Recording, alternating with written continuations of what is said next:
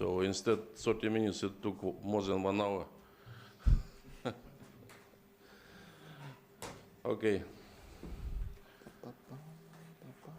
So we have a very interesting program today. And first, we will start with presentation of Mr. Dries. I don't need to introduce him again. He made presentation for us. He's the best chairman of study group in ITUR, and he will speak about preparation to the next WRC. I believe focusing on meteorological spectrum. Marcos, please go ahead. Good morning, everybody. First of all, I would like to thank the host. I hope the host is in the room for the exciting experience yesterday to visit the mosque. That was remarkable and something to really remember. It is really something very special and unique. And us being able to go there is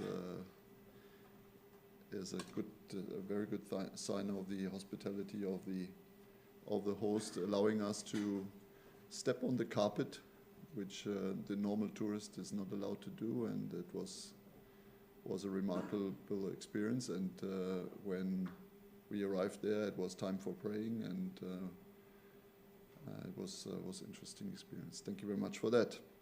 So today I will not speak in my capacity as EUMETSAT or an operator of a METSAT system, but as the chairman of ITUR Study Group 7, which is dealing with the science services.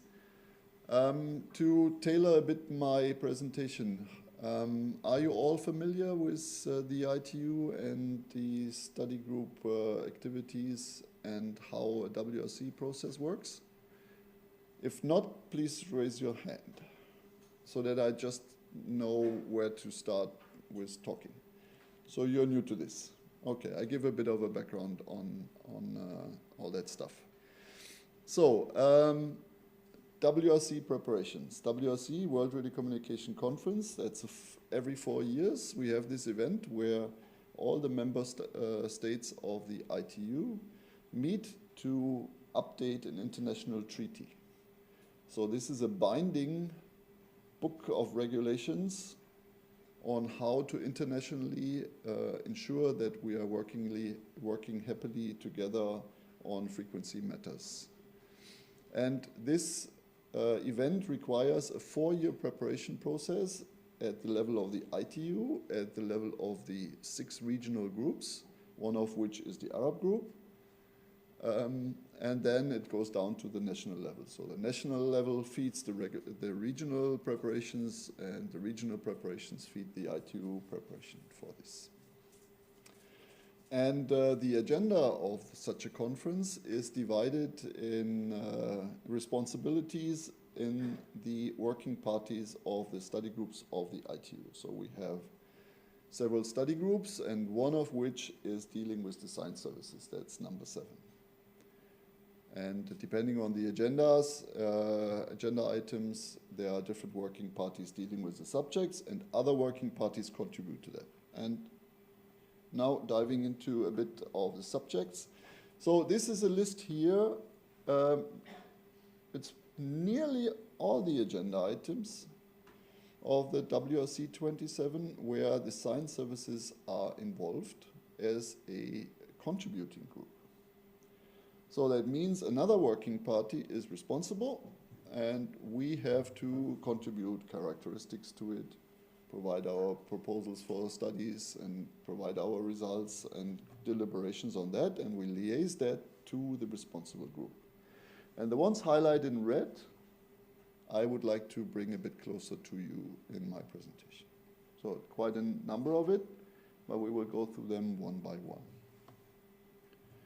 So this list here, agenda items 15 to 19, are under direct responsibility of the working parties of the study group 7.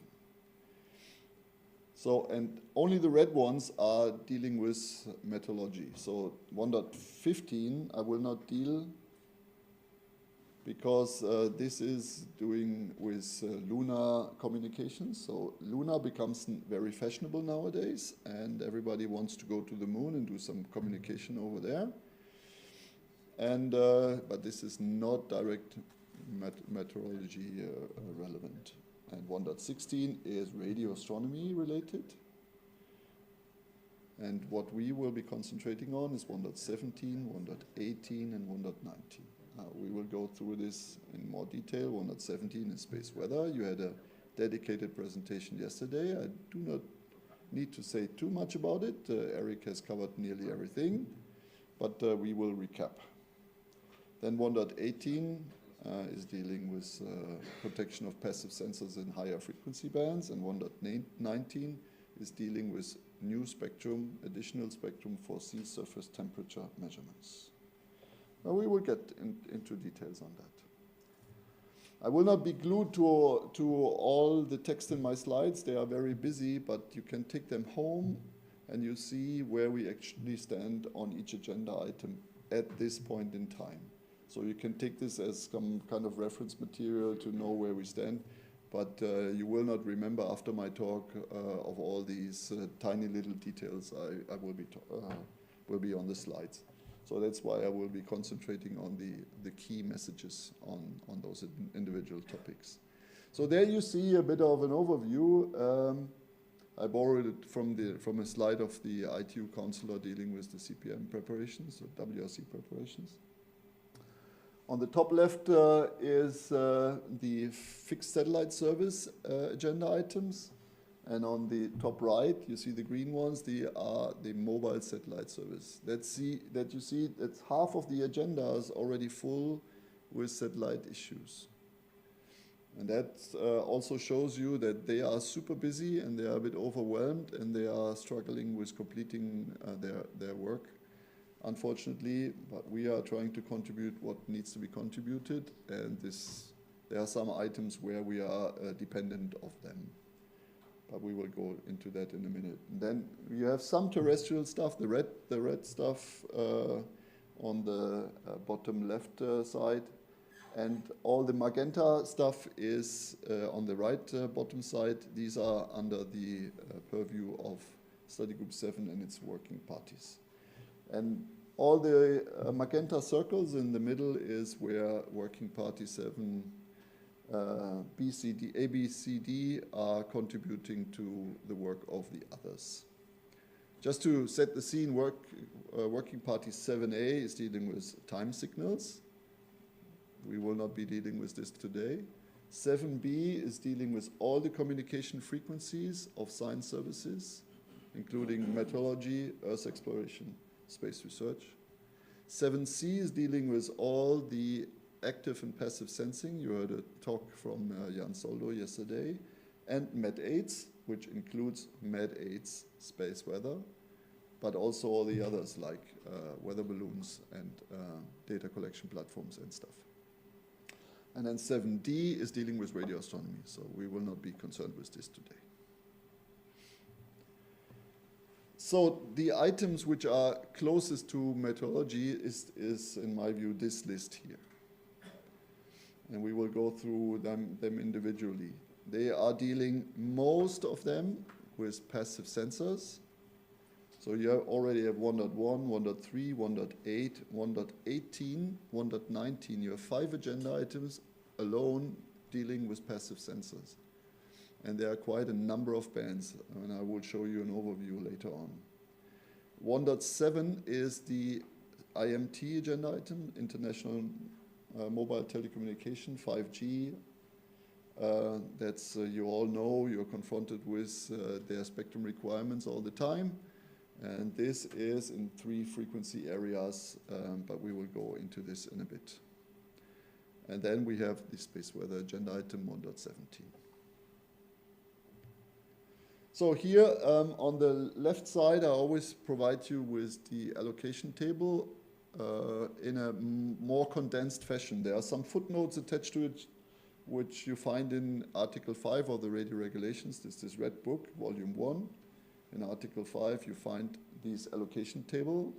I simplified it a bit in some areas in order only to cover the parts which are of relevance. So in here, 1.1 and 1.3, they are under the responsibility of Working Party 4A, and Working Party 7C is contributing to that. And the 1.1 is asking for looking into Earth stations in motion to be allowed to use frequencies next to a passive sensing channel, which is subject to 5.340. This is the famous footnote which says all emissions are prohibited. And then 1.3 is asking for gateways in the fixed satellite service, gateways uplinks at around 52 gigahertz, also next to a passive sensing channel, which is also subject to 5.340. As you see, there are already allocations to the fixed satellite service next to these passive bands. So the yellow ones, which are the ones which are seeking some modifications. And those are the passive sensing channels subject to 5.340, which we try to protect. The mechanism so far is there's a resolution which is called resolution 750, in which there's a list of frequency bands with unwanted emission limits attached to the active services. So they have to, those active services have to obey to those limits in order to protect the passive sensors. Now we are in the situation where additional applications seeking permission to operate in these bands. And now what we have to do is we have to check whether these limits in resolution 750 are still good enough to protect this new usage situation in the future. So these studies are currently ongoing. And in the end, we will find out whether the limits in resolution 750 are still good or whether we need to adjust them in order to protect the passive sensing channels at 50.2 to 50.4 and 52.6 to 54.25.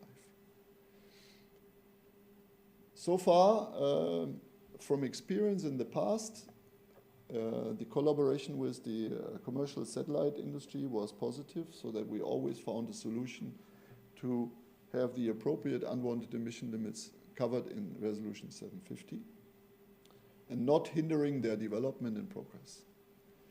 So that is the goal, and it looks like that we will be able to achieve that. But still, the studies have to be completed. The appropriate unwanted emission limits have to be defined and then be agreed by WRC. So that's the situation and the way to come to conclusions on agenda items 1.1 and 1.3. Those 50 gigahertz channels are very important for passive sensing because they are channels which are used in many, many instruments flown on any non-geostationary meteorological satellite system. One of which is METOP and METOP second generation of EUMETSAT, for example.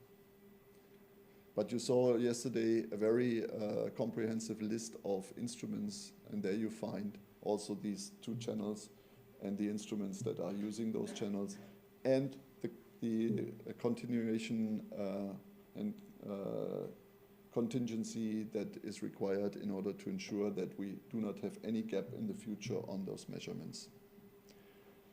Just to recap and cross the bridge to what we said yesterday. So you can find all the information in the presentations from yesterday. So this is the first part on the protection of ESS passive in the bands around 50 and 52 gigahertz. Should work out. That's my projection. So now let's move to some different topic. Agenda item 1.7. This is the IMT agenda item for this conference. IMT, as I said, the better buzzword is 5G. It's known to everybody. They are seeking identification That is what is needed for the IMT community to do harmonization on a global basis for their usage. And sometimes they already have allocations to the mobile service, but the mobile service allocation is not enough to flag that it is a high density IMT application. And that's why, and then the sharing conditions are totally different to something which is a normal, old-fashioned kind of mobile service. And that's why this identification concept is applied for IMT. And they're looking into, it's written very small on top because we are not only dealing with one of the 3 bands here for simplicity, 4.4 to 4.8 gigahertz, 7,125 to 8,400 megahertz, and that's what we will be dealing mostly here, and 14.8 to 15.35 gigahertz. So, and as explained yesterday in my presentation, the list of frequency bands in which you can download the data from meteorological satellites is very short. And depending on the capacity of the downlink required, you only have very limited choices. So the current generation of non-geostationary METSAT systems and Earth exploration systems, they require to use the X-band, so 7-8 gigahertz. This is this part of the allocation table here. There is basically no other choice. When you want to bring the data to the users, lower frequency bands are too small, so around L-band, 1.7 gigahertz, too small, cannot accommodate the requirements of the data downlink. Other bands at higher frequencies at 26 gigahertz are too demanding in terms of the atmospheric attenuation, will not be used by the users directly for the foreseeable future. But this area, X-band, is good for transmitting the data not only to the main stations of the operator, but also to broadcast the data directly to the users. And the most important area of frequencies for that is for the METSAT, are those two, 7450, 7550. This is limited to GSO satellites. Those in your area, they are not using this. 7750, 7900 megahertz, that is where you see the direct broadcast of current METSAT systems from China, US, and Europe. So EUMETSAT, this METOP second generation satellite will use the entire 150 megahertz for broadcasting data to you. And then you have the 8025, 8400, where you have already today more than 100 systems downlinking their data for from Earth observation satellite systems from all sorts of applications, from agriculture, any fields of the environment that you want to draw some data from. So these are basically, let's take those two, 7750, 7900, 8025, 8400 are the cornerstones of broadcasting of METSAT, non-GSO, and Earth exploration satellite system, non-GSO, to the users. And that is something where protection is required. Now I looked up there's a network which is called DBNet of WMO, Direct Broadcast Network, and not every system is registered there, but I looked it up. Who from your countries have registered a station there? Who is from Saudi Arabia in the room? Is there anybody? Okay, there's one from the region registered for the METSAT downlink. It's from Saudi Arabia in Dhahran. So that does not mean that you do not have one. I do not know. Does anybody have a downlink reception station in X-band? You're not from this region. Okay, so I knew that. So for you, the situation is a bit abstract. because you're receiving your data via different means. You're receiving your data mostly via UMIDcast. But this is a capability that you would have to directly receive the broadcast, which we call direct readout. So you take the data from these non-geostationary satellites, a subset of the full data from your region that are freshly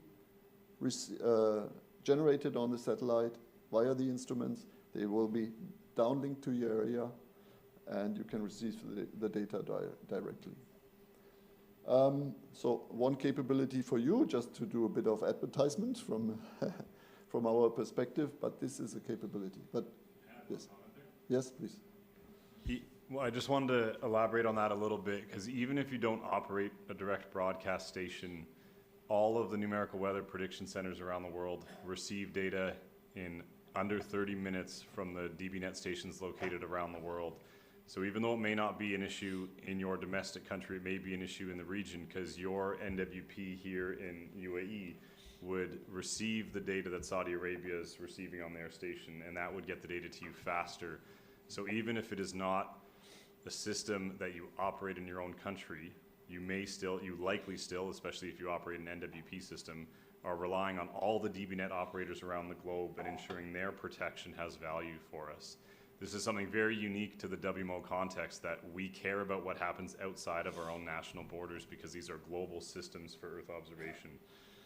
So that's an important nuance to our use cases that is a very different perspective than the typical telecommunications use cases, where you can truly take a different stance domestically. We are reliant on each other's use of spectrum, not just our own country's use of spectrum.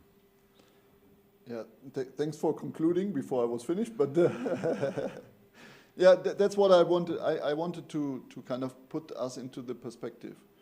I know that you as a user might not be directly using these frequencies, but they are an eminent part of the global network of receiving and distributing the data.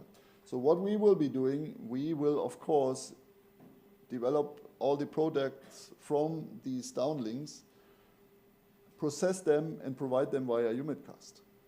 But as Alex said, that comes with a time delay.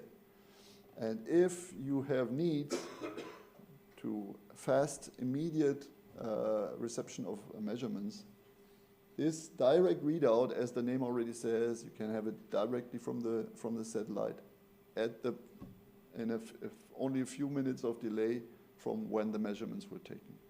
That can be very important for certain applications and measurements to be done. The reason why I'm kind of trying to put this picture into perspective is,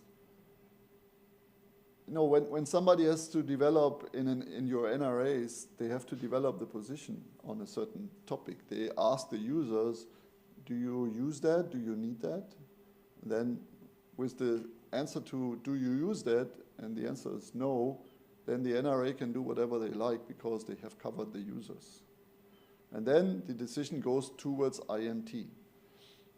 But this is an important situation here where it goes back to what I was saying yesterday. There's a very limited amount of operators. Also, the amount of direct users is limited, but still the data go all together back in the pool and will be distributed globally and made available globally. And when we are missing this component, we are missing an important part in the weather forecasting and climate monitoring. And the same applies to the 8025 to 8400. So that was a long story, but please, even it is not maybe directly in your backyard or in your consideration, please feel yourself kind of part of the community and ensure that you are trying to protect this resource for the long term. And give this message to the NRAs that this is an important component, even when you are not using it today. So that's the one element for the direct receiving of data. So basically those two bands, 7750, 7900, 8025, 8400, these are the bands for receiving the NGSO data from METSAT and Earth exploration satellite systems. In addition to that, there are several other issues related to that. As you see, there are a lot of orange highlighted allocations, some in the uplink where the potential of interference would be from the uplink of a METSAT or a space research or an Earth observation into the IMT, so there might be some interference into the IMT network. The IMT people, fearing that this might have some negative consequences on the conclusion of the conference, they are denying to get this studied. Okay, people are still insisting, and no decision was really taken on this. Then I would like to kind of make a bridge to agenda item 1.19 on the sea surface temperature. When you remember the sea surface temperature allocations, they are sort of adjacent or overlapping with the other, with the 4.4, 4.8 gigahertz, and at the bottom end, 8,400, 8,500. So that means an IMT identification could also have some effect on the usage of the new channels for sea surface temperature measurements. So that means that they could already be degraded from scratch when the new allocations are made. But I will come back to this under agenda item 1.19. It's easier to explain it there than here. Once I've introduced 1.19 to you, because not everybody's familiar with that, I will come back to this. Okay, I hope the message is clear. The METSAT downlink and the Earth observation downlink are very important to be preserved. Even if you do not use them directly today, you benefit from that, and you might want to use them tomorrow. You might, maybe one of your countries might want to develop their own specific Earth exploration satellite systems using 8025, 8400 for whatever purposes of Earth observation, and then you might want to find a location for your Earth station not being interfered by an IMT deployment. So then moving away from that, yes, please. Can we go to the Back? Yeah. Yes. Regarding to the first one, the first band, 7075 to 7145. Yep. Okay. As I understand yesterday, this band is already a part, or there is a band, a part of this band, which is 6425 to 7125, which are using for the SST. Okay, yeah, I should mention that. Good. Yes. So there is already a band. Why you mention the band again in this list? If there is a band already allocated for the sea surface temperatures, Okay. now we repeat it again here. What for? Okay, thank you. I forgot to mention that because this is the overall picture is very complicated. So the reason why we have this agenda item 1.19 for the additional 2 frequency bands for sea surface temperature measurements is the decision of the last conference. So the upper 6 gigahertz was identified at the last conference for IMT. Studies have shown that there's a significant increase of interference to the sea surface temperature measurements that are already existing in the 6-7 gigahertz. There is this footnote 5.458, which gives a very, very weak regulatory position to sea surface temperature measurements. It simply says, yeah, administration shall take this into account when they're doing their stuff. So, but the ITU works in a certain way. There's category 1, which is a primary allocation. Then you have a secondary allocation, and then you have these kind of recognitions via a footnote, which gives you no protection whatsoever, no recognition whatsoever, vis-a-vis the primary services. So IMT now has been identified. They have full primary status. They will be used around the globe. And the sea surface temperature measurements, which have a very weak regulatory status, will suffer from this new situation where the operation of and measurements of sea surface temperature in the long term will be very much degraded. A consequence out of that, agenda item 1.19 was put on the agenda to say, okay, we try to compensate for this loss of measurement capabilities in the 6-7 gigahertz range by identifying and allocating 2 additional frequencies.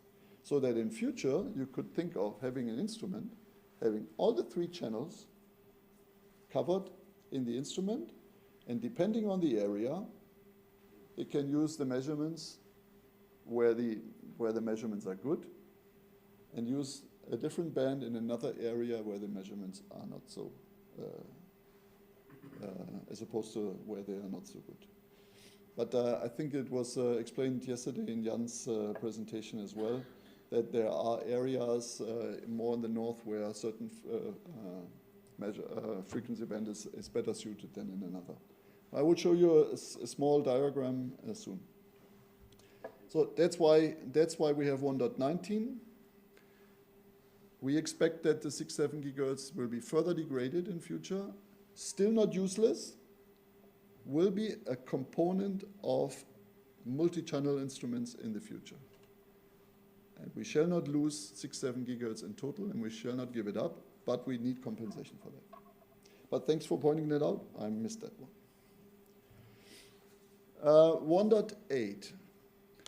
So this is dealing with radio location system, so a small kind of radar devices which are used for imaging on cars for kind of security purpose, for military purposes, and they are looking into new allocations in the frequency range 231.5 gigahertz up to 275 gigahertz, and then the allocation table stops. But they want more.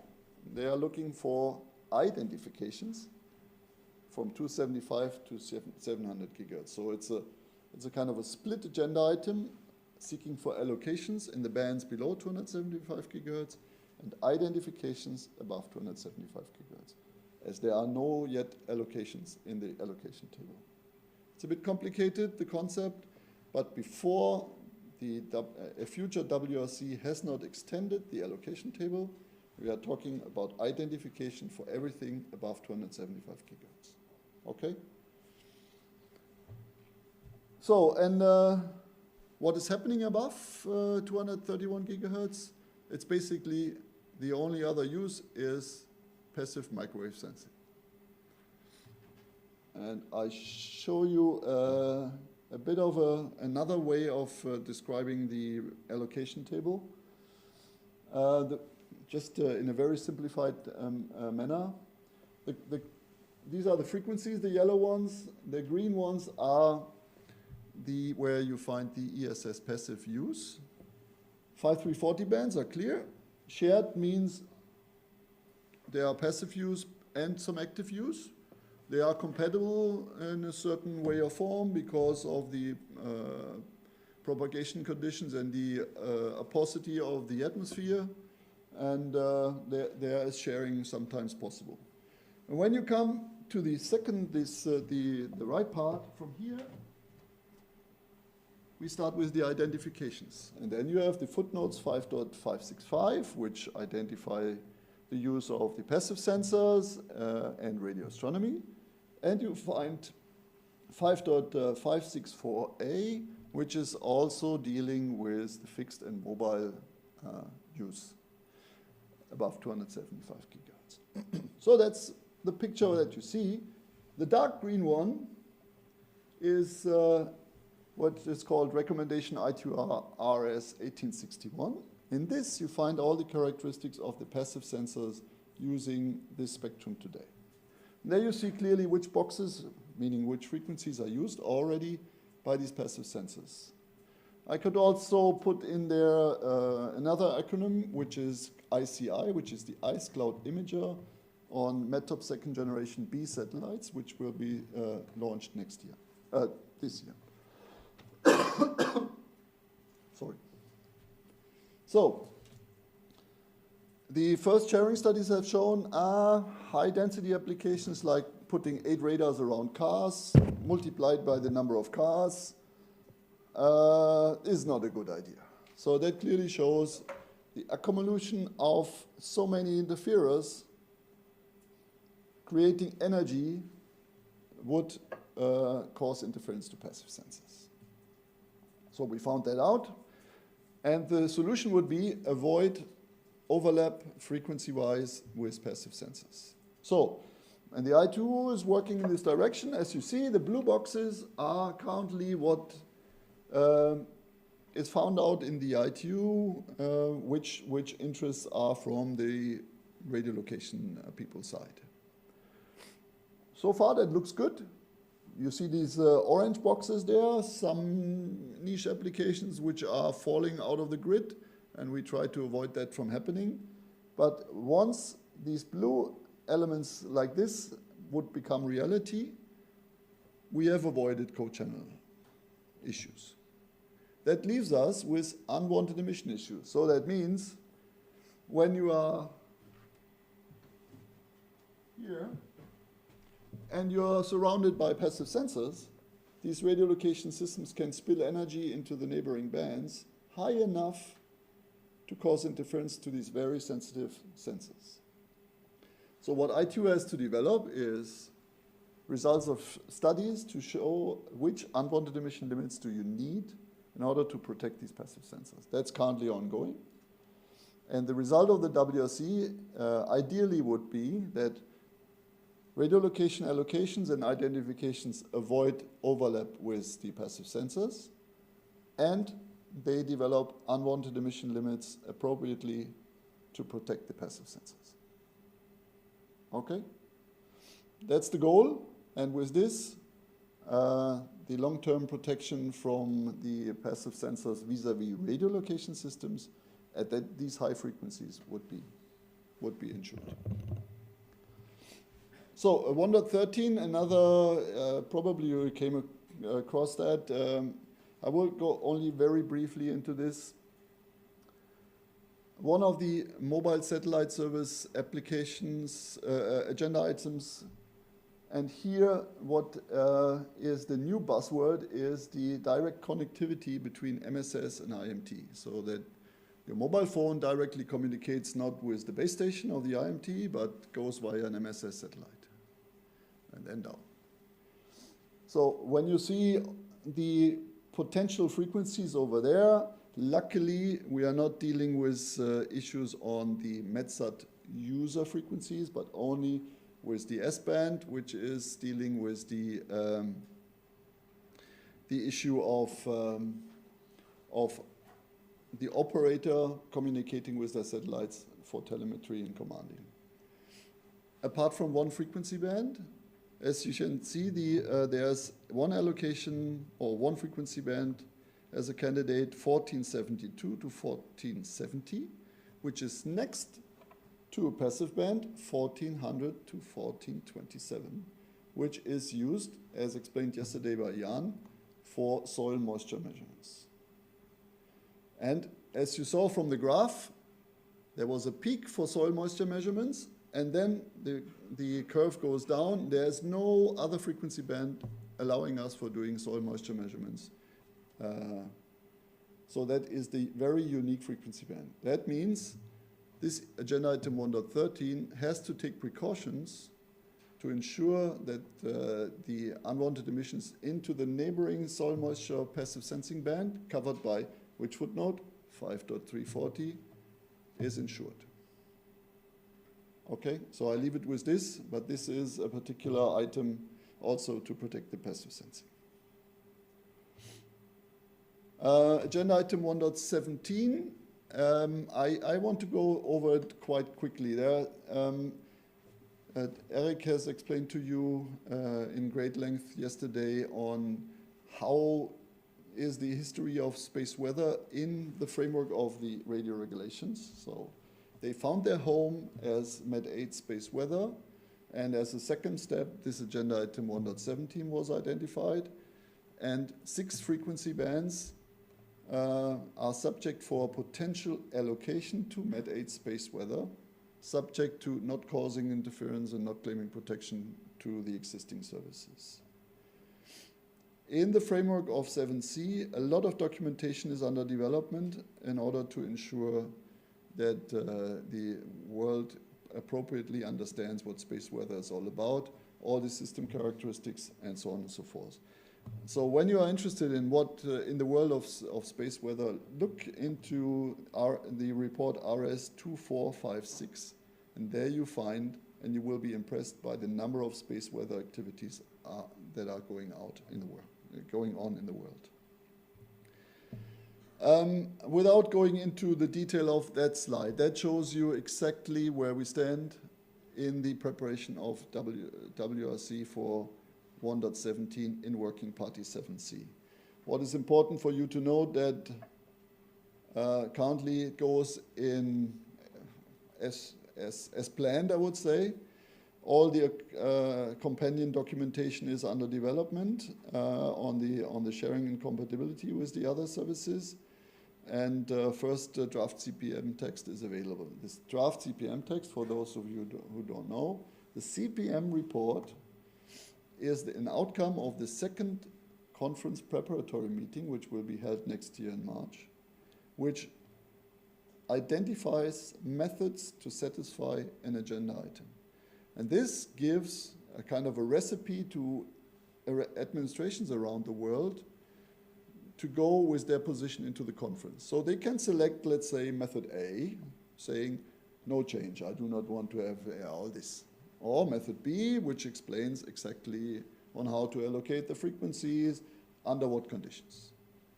And then your administration may go, choose B, yeah, that's exactly what we want, and they send this proposal via their regional preparation into the WRC.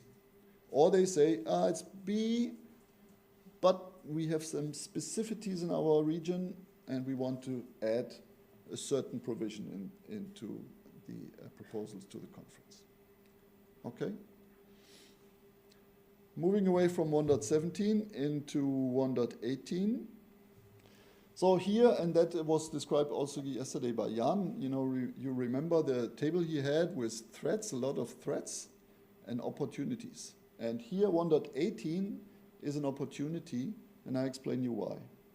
So 1.18 resolves 1. It's a twofold agenda item. Resolves 2 is dealing with radio astronomy, but we are here only dealing with resolves 1. There are 4 frequency bands subject to, which footnote, 5.340, at high frequency bands where a number of passive microwave sensors are already operating. And as around those allocations, nothing else is yet operated, it's a good point in time to set out the regulations that are needed to protect these passive sensors from future active services. That's the ideal thinking behind that, and that's what we try to achieve. So what you need to do is to develop studies for unwanted emissions limitations to protect these passive services.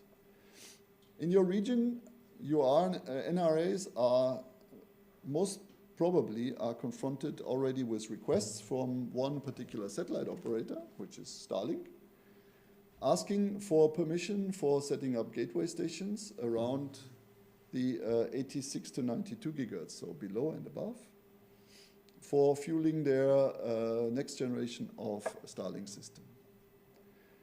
And that's why it is so important that we now have agenda item 1.18, resolves 1, to ensure that we set forth the appropriate unwanted emission limits to protect those passive sensors before the operation of such systems take place.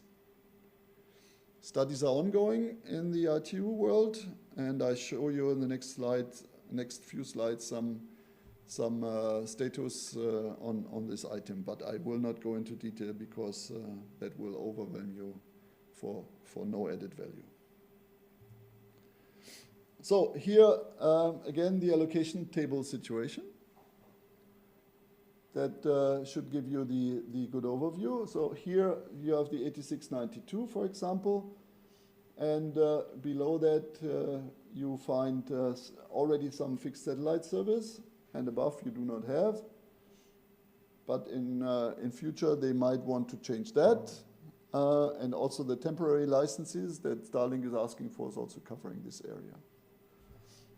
So what you try to have is the appropriate unwanted emission limits. And you see also some other services, the fixed service, and you see that in green. The reason is the studies are already completed. In the framework of Working Party 5C, they have developed a recommendation in which appropriate unwanted emission limits are already included. So we can take those limits, put it in the radio regulations in resolution 750, and we're good. And then we have some other areas with the mobile service, radio location service, and you have some documentation in the ITU as well, and we are currently studying whether those are appropriate in order to do the job for protecting the passive sensors. So then you have the next band around 115 gigahertz. You see a little bit of the situation without going into great detail. And the same for the 167 gigahertz range. There you see a lot of other services around that. And when you are able to do the right measures now, you will be able to protect this band long term. Same applies to 209 gigahertz. This is the situation over there. And on this slide, in summary, is where we stand with regard to the issues to still be addressed, and there are still some work to be done. But I do not want to bother you with this. 1.19, that is the final one I want to show you. On the right side, the graph there, that shows you the lines which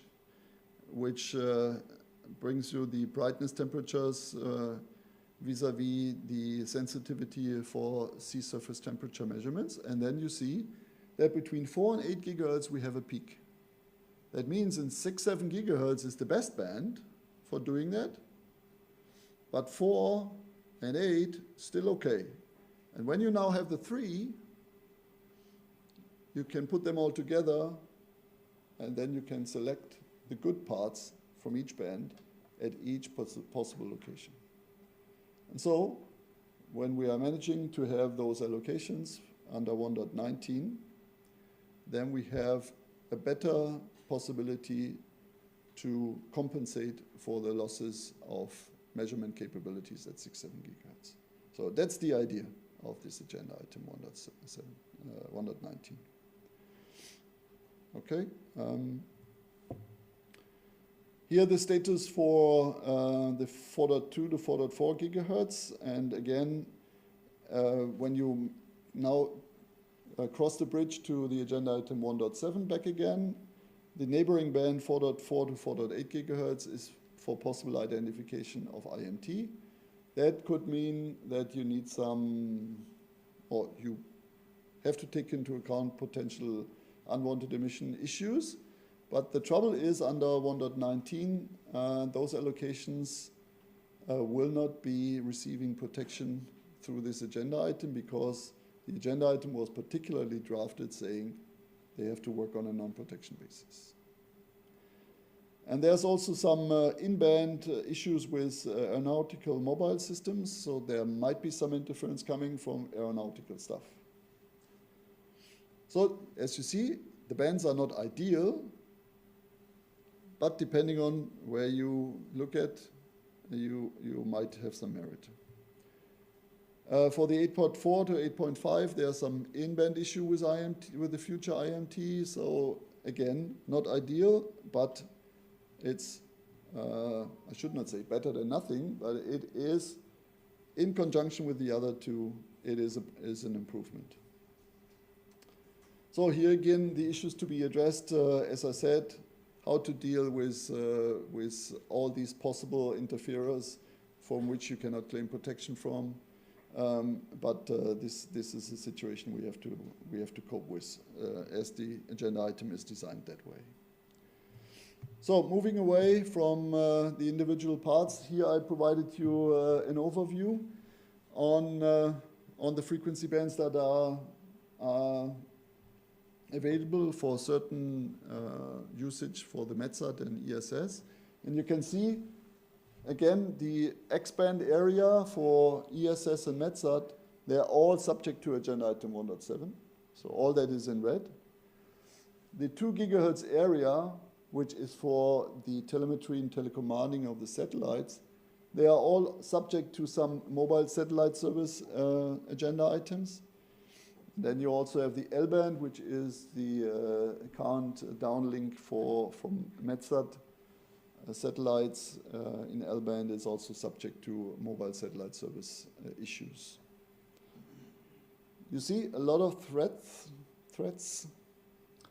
but hopefully solutions at the WRC. The same table for the passive sensing channels.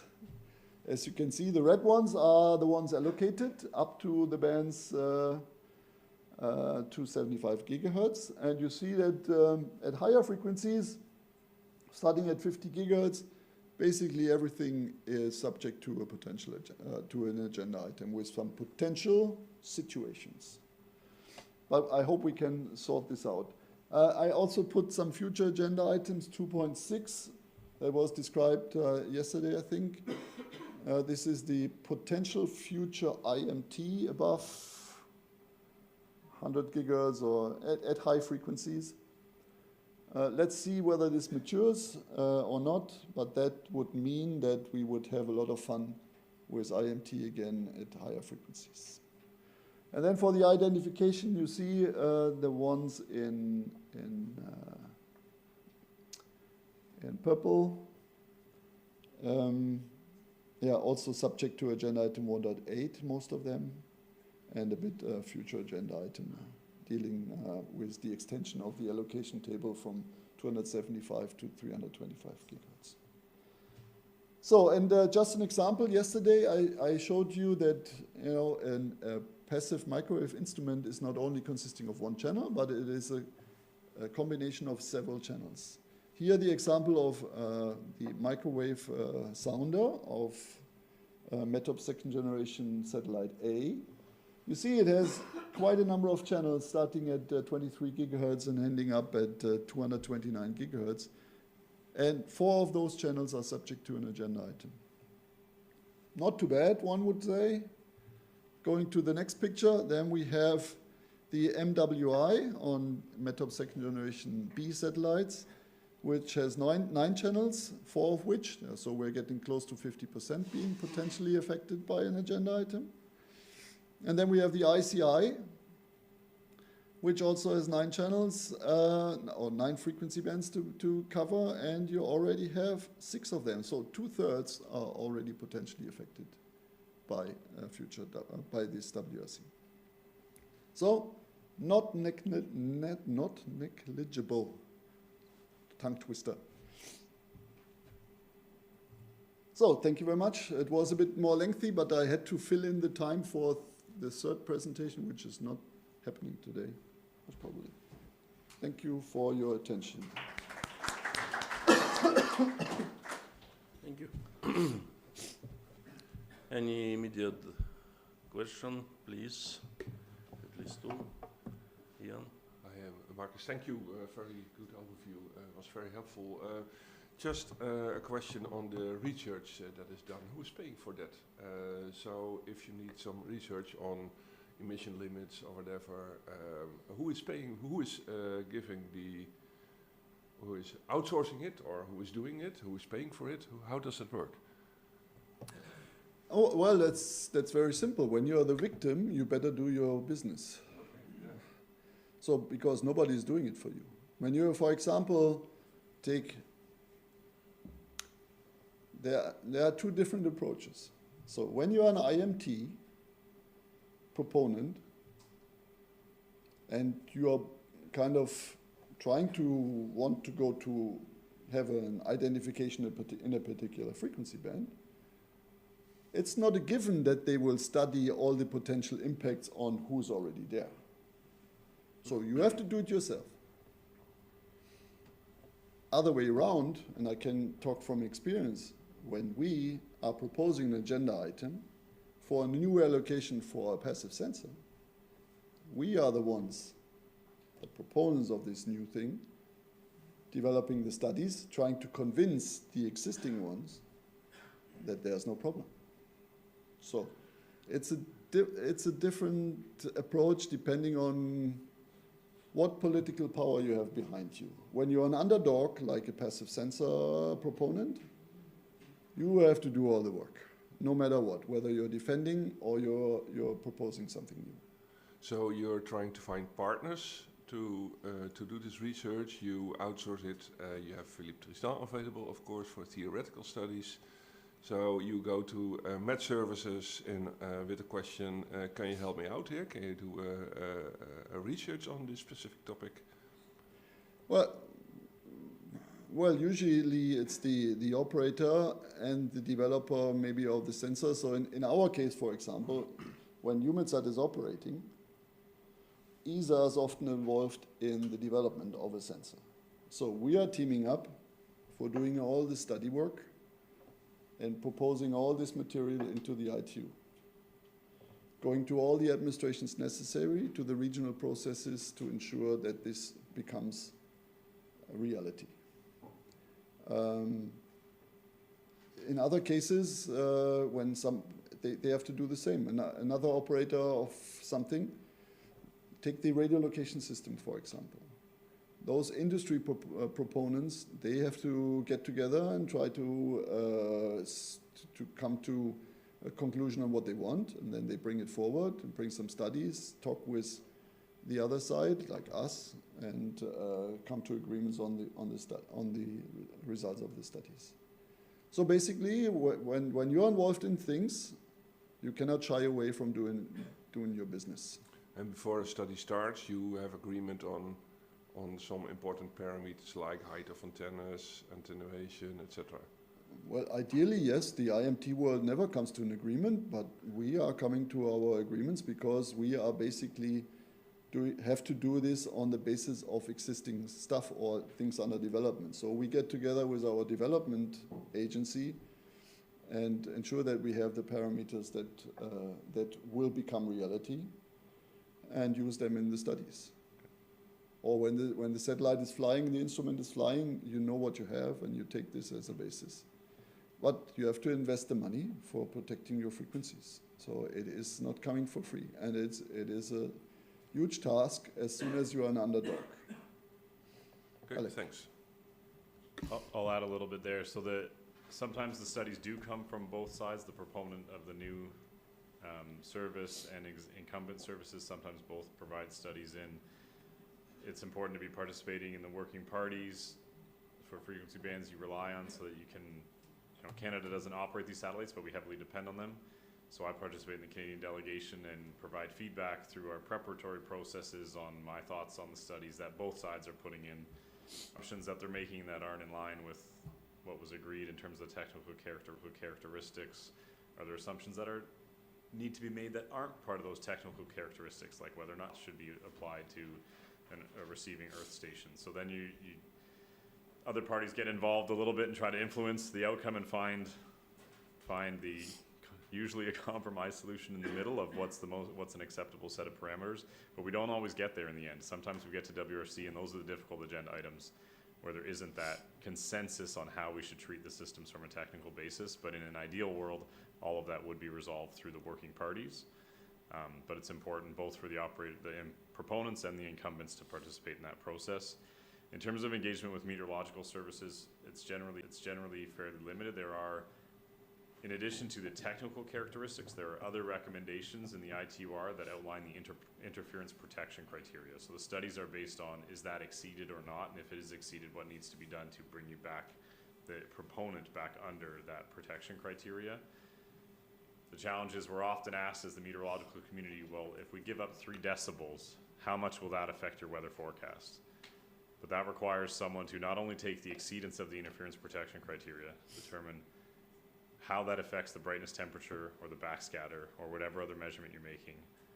How does that change in the physical quantity you're measuring affect the products you make? That is a very detailed, lengthy study that requires input from spectrum managers, requires a known outcome of the ITUR studies before you can start it on our end, requires the satellite operator to be involved, requires the scientists on the data assimilation systems to be involved, and that is not really something that's feasible. It's about whether or not we're exceeding the protection criteria within the ITUR.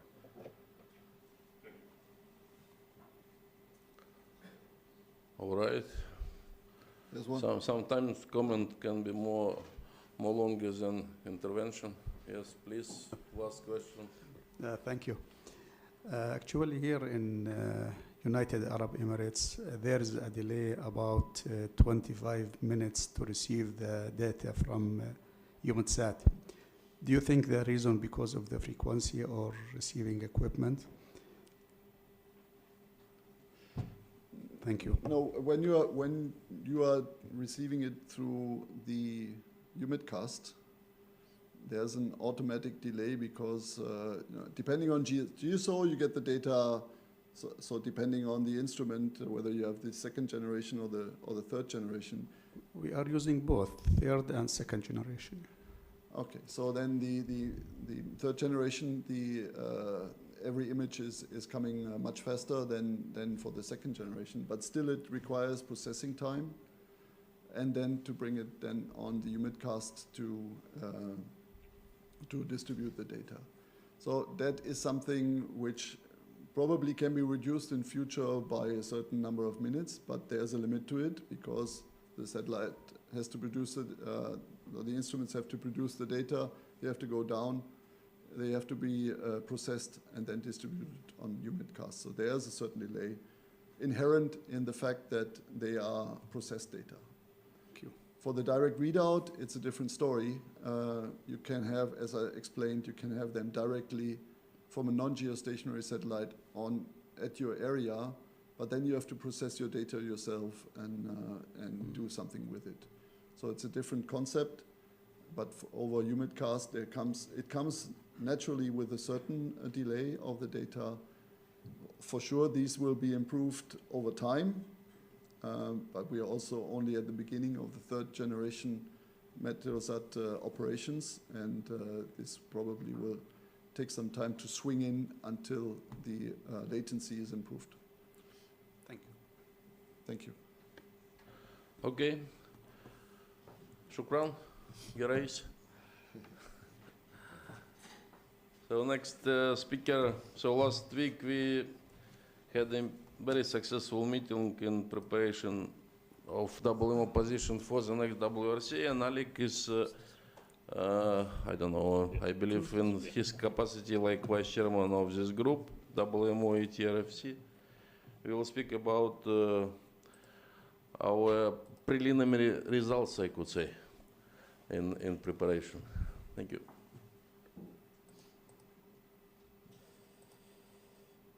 I'm just going to switch out a presenter view on my side because otherwise I won't be able to see the slides here. So give me 1 second. Hopefully this will share again. Oh, hold on, I need to get this duplicated on my screen.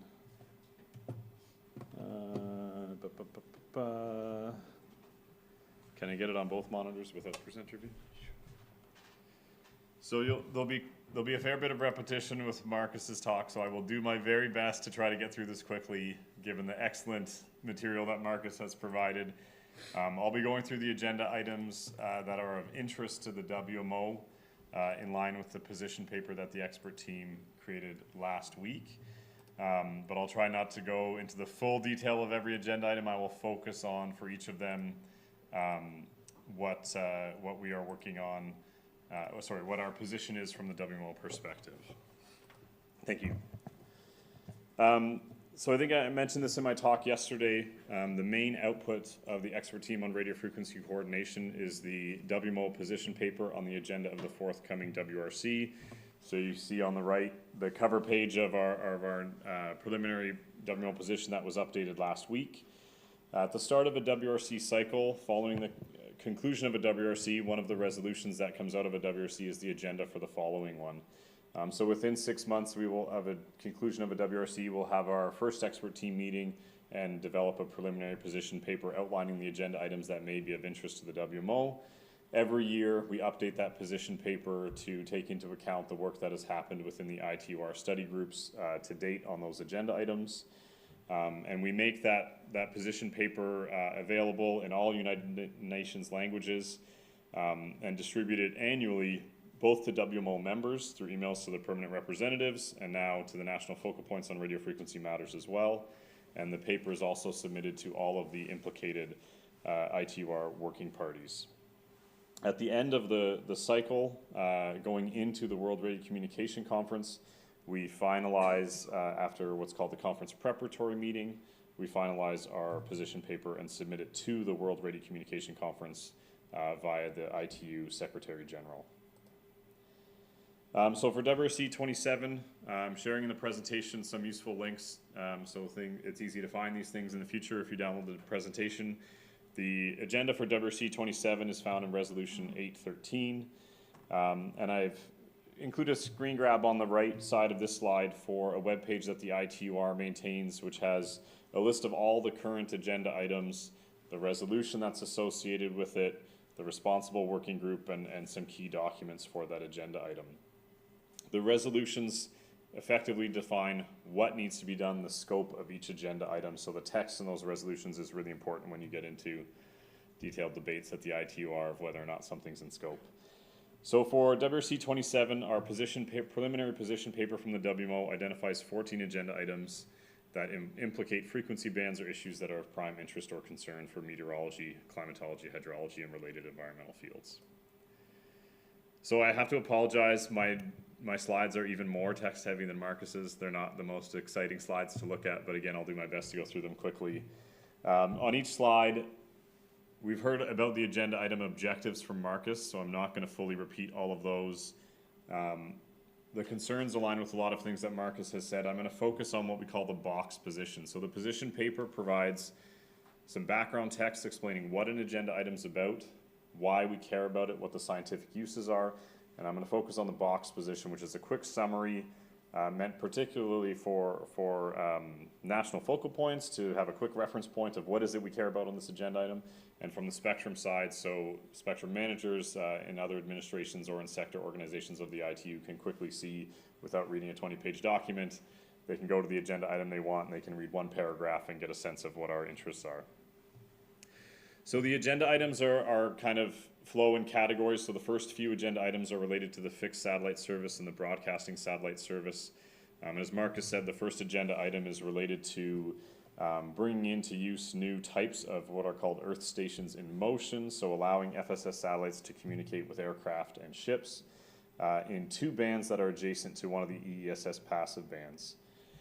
So typically our WMO position, until the CPM report is available and there are specific regulatory methods proposed to solve an agenda item, we will either say we don't oppose so long as something happens, or in rare cases we say we do oppose, or in bands that are, or agenda items that are opportunities, we will say that we support something. That's generally how they're framed at this point in the cycle. So we don't oppose the potential operation of these new earth stations in motion so long as the adjacent passive band is protected. Again, this was one of those bands where that important radio regulations footnote number 5340 applies, so no emissions are allowed in that band, but we're also affected by emissions, out-of-band emissions from active services in the adjacent band. So we want existing mandatory unwanted emission limits in resolution 750 to be updated if necessary to take into account the additional interference that may come if the studies show as such from these new earth stations in motion. On agenda item 1.3, this is just moving one band higher up in the FSS spectrum around 50 gigahertz. And again, we have an adjacent passive band, so essentially the same position. We aren't opposed to the use of the FSS in this band. In this case, it is for for gateway stations, so uplinks to low Earth orbit or non-geostationary satellite orbit fixed satellite service telecommunication systems. Again, if the studies show that there is any need for unwanted emission limits, WMO is of the view that mandatory unwanted emission limits should be specified in Resolution 750. In this case, there are already existing unwanted emission limits for geostationary orbit fixed satellites. So we would need to not only define limits for NGSO systems, but also potentially, now that there are two interference sources rather than one in the fixed satellite service, we may need to make the GSO limits a little bit more stringent to account for the fact that it needs to share that interference budget with the non-geostationary satellite systems. Agenda item 1.4 is our first departure from EESS passive. You'll see that EESS passive happens a lot. It keeps coming up, and that's because of those systems are so sensitive that not only in-band but also adjacent band issues matter. So they're quite common.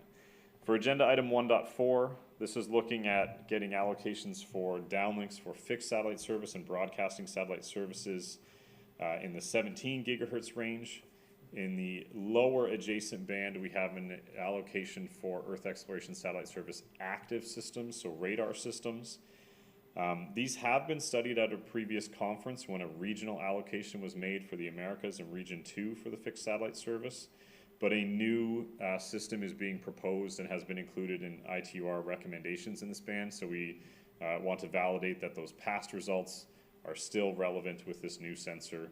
So we're not opposed to these allocations so long as studies show there are no impacts, or if there are impacts, that sufficient regulatory provisions are put in place to protect the EESS active in the adjacent band. In general, when it's two active services in adjacent bands, it's easier to do sharing than it is for the passive case, but it's still something we want to confirm. So this agenda item would be a lower risk for the WMO. Agenda item 1.7, this is one that Marcus spoke about at length, so I'm going to try my best not to rehash everything that he said. Again, this is the IMT, International Mobile Telecommunications, in the ITU language, or in commercial language, 5G, 6G cellular services.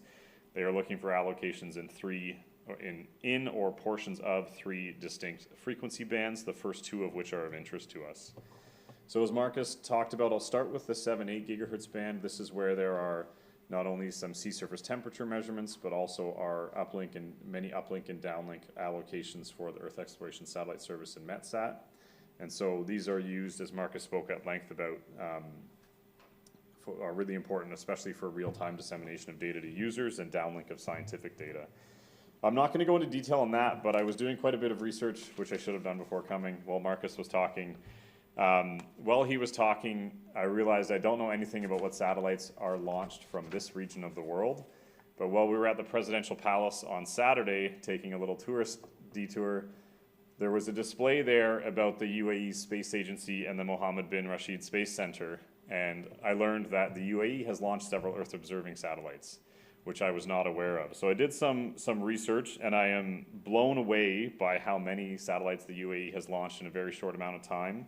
And I understand that Saudi Arabia has also launched a few satellites, and that one of the satellites launched by the UAE, or maybe planned, is Arab Satellite 813, which is a hyperspectral system that is a regional joint effort by many of the Arab states. And I understand Bahrain has also been involved in some studies on onboard processing of satellite data, so this is not solely a UAE item. But looking up those satellites, Dubai Sat-2, Khalifa Sat, those are optical imaging satellites, Arab Satellite 813, a hyperspectral satellite, SERB-SAR, which is a synthetic aperture radar, those all operate in the Earth Exploration Satellite Service or Earth Exploration Satellite Active Band. There's one other MENSAT for monitoring greenhouse gases. With the exception of MENSAT, all of these other satellites will downlink in the 8 gigahertz EESS band. So this is an issue of relevance directly to this region now. It's not just that you're reliant on data that other people are downlinking. There are, I don't know where the Earth stations are, but UAE and other countries in the Arab region are now operating satellites in these bands. We'll come back to it again for these satellites, but you also are reliant, which will come up in agenda items 112, 113, and 114, on the S-band, which is used for telemetry tracking and control. So I found there's a UAE space strategy for 2030, so if there's anyone from TDRA here, I think there are a few still today, please make sure you're well informed on the satellites that the UAE is launching and the use of these frequency bands for your systems. So this one, I don't think it'll be much of a surprise given how much we've talked about IMT so far this week, but this is one of the agenda items where we have taken a position to oppose identification from the WMO perspective. We need to protect these downlink bands. We have many satellites operating these bands, as Marcus talked to. They are essential for meteorological as well as other environmental observation systems. And we know from studies that happened in the last cycle that at higher frequency bands where it would be easier to share because there's shorter propagation distances for IMT, we know in those bands significant coordination zones or protection zones were required for Earth exploration satellite service Earth stations to enable frequency sharing with IMT. They can't operate in the same geographic space at the same frequency. When you come down from Ka band to X band, those protection zones will be larger. So the space agencies that have put in studies into the ITUR to this point, depending on the frequency band and the characteristics of the different receiving stations, we're seeing coordination zones that are on the order of tens to hundreds of kilometers. So an IMT base station, depending on the characteristics of the system, within 100 kilometers of one of our Earth stations will prevent us from receiving data. So this is one where we are taking a stance early to say that we oppose identification for IMT in those frequency bands. Another portion of that is if IMT identifications are made and IMT networks start to deploy, even if we have protection zones, once IMT is deployed somewhere, that means we can't go anywhere near it. So that will greatly constrain our ability to install new Earth stations as we need additional capacity as more and more and more Earth observing satellites are launched. So that's the WMO view on that agenda item. On that front and related to some of the information that's coming next, from our perspective, there have been billions of dollars of public investment in these systems, both on the spacecraft themselves and the ground infrastructure for receiving them, processing them, sharing the data globally, and using that data globally for the public good. And it is important that we protect that investment that governments around the world have made, given many of these data sets, especially from government systems, are provided, the data is provided free as a public service to the global community through the WMO and our WMO information system to transmit that data to meteorological services around the world. Marcus talked about the sea surface temperature issue. So we do not support an IMT identification in the remaining upper part of this 6-7 gigahertz band that is allowed to be used for sea surface temperature measurements by passive systems, but is not allocated to our service. And we need to consider that in concert with agenda item 119, which Marcus spoke about at length. Finally, there is a footnote that essentially makes the Earth exploration satellite service secondary to the mobile in one frequency band and in one of the uplink bands. But as we've said before, everywhere that IMT is operating and seeking global harmonization, it's asking for an identification. We're of the view that IMT is not an existing use is not to be used in existing mobile services where IMT isn't identified, and we should be allowed to claim protection should IMT be entered into that band. We also support the development of what in the ITU world is being referred to now as reverse studies. So in the uplink bands where we operate, we do feel studies should be carried out to demonstrate that IMT can coexist with our existing uplink operations. We are being asked to do that for our passive systems under agenda items receive only under 117 and passive under 119. And we're of the view that IMT operators should know whether or not they can actually operate successfully in bands where they want to deploy. And lastly is the link to agenda item 119. I won't talk about it here because I'll talk about it more once we get to 119. But these two agenda items deal with frequency bands adjacent to each other. They were both agreed at the same conference. They should both take each other into consideration. Just gonna check how I'm doing on time. I need to speed up a bit so I don't take too much of your break. 1.8, this was another one that Marcus spoke about at length. There are quite a few passive bands, especially bands where footnote 5340 applies. And we want to ensure that these bands, which are becoming increasingly important for atmospheric measurements, particularly of water vapor and the type of water vapor in the atmosphere, are protected.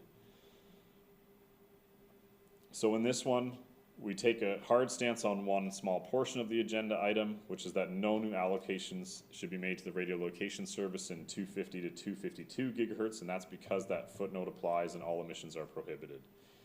We also oppose, because of past studies and work done to date, trying to bring in the radio location service where we have nadir scanning systems. So those are passive systems that look straight down to the ground, or conically scanning systems that spin in a circle at a relatively steep incidence angle, because we know that those have not been able to share with the radio location service and other bands. So we've identified two large chunks of the humongous frequency range that was considered under this agenda item. The idea was that the scope would be constrained, so our proposal is the agenda item should focus on those two regions, which Marcus spoke about earlier as well, and we seem to be trending in that direction. We should ensure that wherever the radio location service is put in place, if there are adjacent or overlap with passive bands where 5340 doesn't apply, that appropriate regulatory provisions are put in to ensure that we aren't interfered with.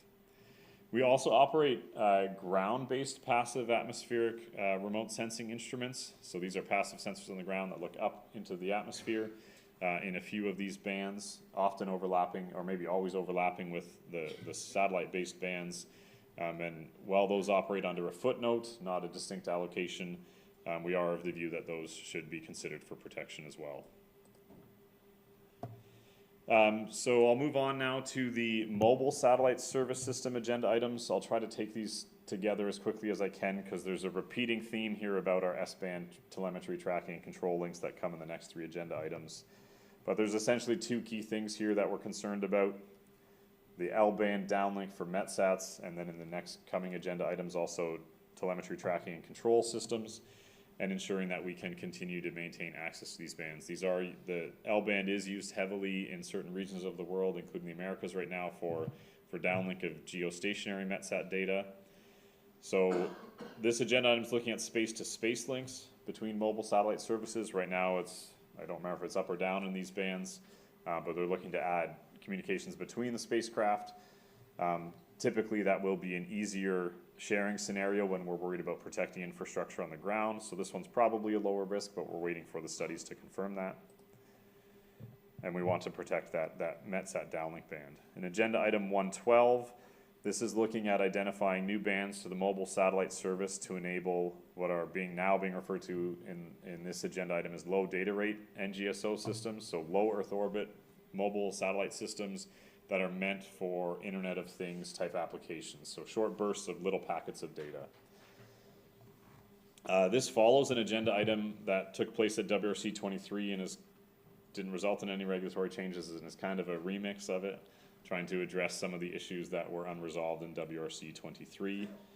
And we don't oppose consideration of these allocations so long as in the lowest frequency band, the lower adjacent band is our L-band system for soil moisture, sea surface salinity, and vegetation applications. And again, we want to protect that through mandatory unwanted emission limits to be applied to the MSS if it's allocated. And at the upper end of the frequency bands that MSS is considering here, the upper adjacent band is that telemetry tracking and control band. So that's where we uplink to our satellites to tell the satellites when to turn things on, off, when to do calibration activities, when to do bursts to maintain its orbital position, etc. So that's essential to the operations of our satellites, and almost all METSATs and ESS systems use this band right now for uplink. So we need to ensure that it is protected. It is heavily congested right now, and we need to continue using it. Agenda item 113 is another mobile satellite service agenda item, this time looking to provide direct connectivity or direct-to-device or supplemental coverage from space, whatever your regulator wants to call it, but allowing satellites to communicate with cell phones on the ground. So this agenda item, well, it didn't specify frequency bands to be considered. We're of the view, and this is as far as I understand where things continue to go in the ITUR, that this should be limited to bands where IMT is already identified on the ground. And in this case, so long as the studies show that there's no negative impact, we just want to ensure protection, again, of that EESS passive band, where 5340 applies, an L band for sea surface salinity and soil moisture, our downlink band for METSATs, which I've talked about already on another agenda item. For the third time, our tracking telemetry and control uplink band. And a new wrinkle for this one is that this goes up to, IMT operations go up to 2700 megahertz, and the adjacent upper band there is our S-band, the S-band meteorological radar allocation, or radio location system allocation, which is used for meteorological radars and other systems. I believe it was Oman that operates S-band radars in this region. So that is an agenda item that may be of interest, particularly for Oman or anyone else who may be having issues at C-band with interference and may be looking at alternative bands. So it's important that we protect all of the meteorological radar bands. Even if you don't use them today, that doesn't mean you might not need to use them 5 years from now. Was having a discussion with folks from the National Center for Meteorology here, and there's rapidly growing issues with interference on some of their radars, and so understanding what opportunities there are at other frequency bands is something we want to protect the ability to move to another band. Okay, I don't think I'm going quite fast enough, so I'm going to try my best to hurry up. Agenda item 114. Again, this is another band another agenda item looking for meteorological satellite service allocations. In this case, our one item of concern is, again, that telemetry tracking and control uplink band. It is adjacent to the lowest band being considered in this agenda item. So we have 3 agenda items that pose a risk to our ability to control Earth observation satellites. Hopefully they're adjacent band situations, so hopefully it's a minimal risk, but it's something we need to do our due diligence on. Agenda item 117 is related to space weather, receive-only space weather sensors. So again, we heard a significant amount of detail on this from Eric yesterday, so I'll focus on our position.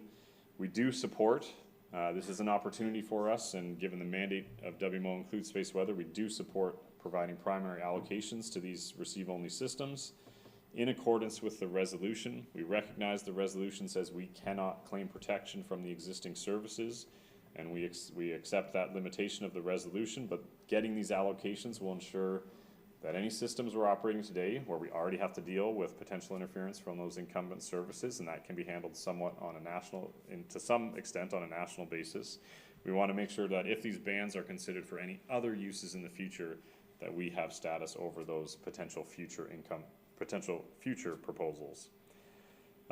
We also have a paragraph at the bottom. It's a little more regulatory specific, so probably not so relevant to the meteorologists in the room. But in order to be able to file these systems, if we get these new allocations, we need a process to be able to tell the ITU we have a system and we want it recorded in the Master International Frequency Register.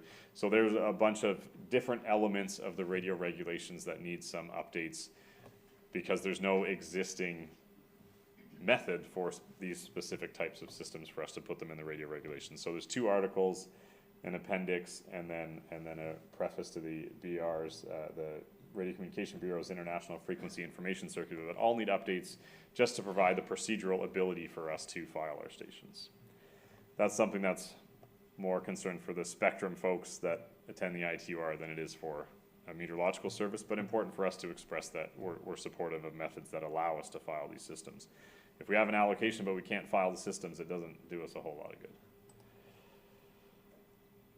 Agenda item 1.18. This is the one where it's both radio astronomy and Earth exploration satellite service passive systems. We're only interested in the portion of this agenda item resolves 1 that deals with passive sensors. This is above 76 gigahertz. We're looking, as there's more and more interest from active telecommunication services to start operating in frequency bands, especially over 100 gigahertz. We're interested in ensuring that unwanted emission limits are put in to protect our existing allocations and existing use of these higher frequency bands for atmospheric remote sensing. Some of these bands are important for surface observations as well, used in conjunction with other bands. So we support development of appropriate unwanted emission limits in the mandatory table in Resolution 750. Well, these are frequency bands where 5340 applies. We don't have any conditions yet for the adjacent services because they aren't being used yet by active services in almost all cases. So we're trying to get ahead of the game a little bit here and ensure that we have protection limits in the international context that can inform domestic decisions that are starting to occur in these frequency bands. As Mark has pointed out, for many of the active services under consideration, there are no technical characteristics in ITUR recommendations yet. So in those cases, we need to come up with some regulatory language to ensure that when characteristics are available, that we are protected. And we're looking to do this now to get ahead of the growing interest and potential soon explosion of use by active services of higher frequency bands. Agenda item 119 is related to sea surface temperature measurements. As we heard, we've traditionally done this in 6-7 gigahertz, but through a footnote, we don't have an existing allocation. So the decision at the last conference to allow that band, to identify that band for IMT, and many other national countries have decided to deploy Wi-Fi systems in these bands. We know both of those systems, when they are deployed, will cause interference to our existing band, especially in coastal areas, but potentially up to very significant distances from the coast in the case of IMT. So we are looking for 2 new bands to get primary allocations. We already have a secondary allocation in the 4.2 to 4.4 band, so we're looking to upgrade that to primary. And in the 8.4 to 8.5 gigahertz band, we're looking for a new allocation. We'll use these 3 bands in conjunction, the existing 6-7 gigahertz band, 4 and 8, in conjunction to provide the best sea surface temperature measurements we can moving forward, recognizing that there may be some interference in each of these bands. Like the space weather agenda item, we are not asking for protection from the systems that already exist in those bands. We are giving them super primary status relative to us, but this would protect us from any future services that may want to come into these bands and provide us more certainty moving forward, and that we can continue these measurements in those bands. Again, there's the link with 1.7. We need to make sure that studies are done so that the outcomes of 1.7 and 119 aren't made independently. If IMT is identified under 1.7 and we get our allocations under 119, but IMT doesn't take us into consideration, we're just going to get obliterated in these bands as well. There will be significant interference again. So we need to make sure that both these agenda items, which were both agreed at the same time at WRC, take each other into account. 1 minute, please. 1 minute? Yeah. I give you 1 minute. Okay, thanks, Vadim. I think I have 3 slides left. I'll do this really quickly. Agenda item 7 is a standing agenda item that's on every WRC and is for filing and notification coordination procedures for satellite systems. So the satellite operators are monitoring this one. There's a potential topic related to a article of the radio regulations 4.4, which allows an individual country to file a system that is not in line with the table of frequency allocations under the express condition that it does not cause interference to other services and accepts any interference it receives from services that are operating in line with the radio regulations. There's been increasing use of this provision in this article in recent years, so there's an interest from many administrations to try to have a bit more transparency about why it's using and ensure that it's being used for reasonable, for the uses it was intended for. There is what's called a rule of procedure. This is documentation in the ITUR that helps provide, not guidelines, but provide rules for what need to be followed that expand on text when administrations have found ambiguity in the radio regulations. 4.4 cannot be used in 5340 bands. That is an existing rule of procedure, so we're just expressing our support for that rule of procedure to be followed. Agenda item 10 is a standing agenda item and proposes preliminary agenda items for future WRC conferences. We have identified 6 preliminary agenda items that may be of interest or concern to the WMO. You can go to the position paper to see details on those, but those are, for now, a problem for another day, so I don't want to go into details on them today. So our next steps, early next year, we will hold a virtual meeting of the expert team to make our final update to the preliminary position paper. If need be, we may input that to the conference preparatory meeting. That happens, I think, 6 months before the WRC, so that's from the 5th to 15th of April, 2027. That will prepare a report. The conference preparatory meeting summarizes all the work that's been done in the ITUR working parties and study groups and provides possible solutions for each agenda item, which we refer to as methods. So those explain the regulatory proposals that are to be considered at the WRC. Following CPM, the expert team will meet again. We will make our final WMO position paper, which will reference the methods or regulatory solutions contained in the conference preparatory meeting. So be much more specific about which methods we support or oppose. And we'll feed that into the regional telecommunication organizations like ASMG so members can see our positions as they develop the regional contributions and proposals for WRC. And then, of course, we want as many of us participating in WRC in October, November 2027 as possible to participating in our national preparatory processes to influence and ensure our administrations are aware of the WMO position coming into the conference. Sorry, Vadim, I needed 2 more minutes.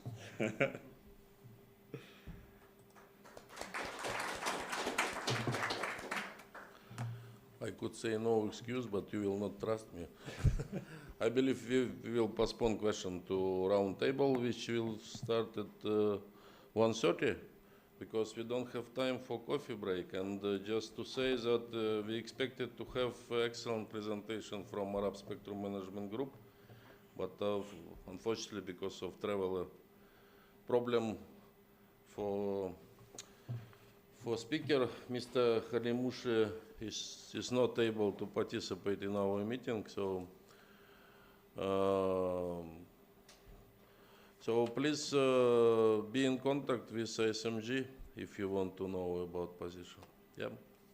Yes, sir, please. Thank Go you. ahead. Sorry to take the time of the break. I'd like to say a few notes on behalf of the ASMG chairman.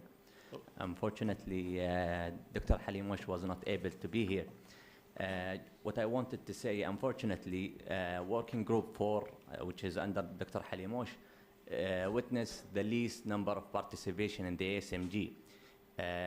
Not because of less interest from administration, but because usually telecom regulator lack the required expertise to do this kind of research and studies, as it was just mentioned.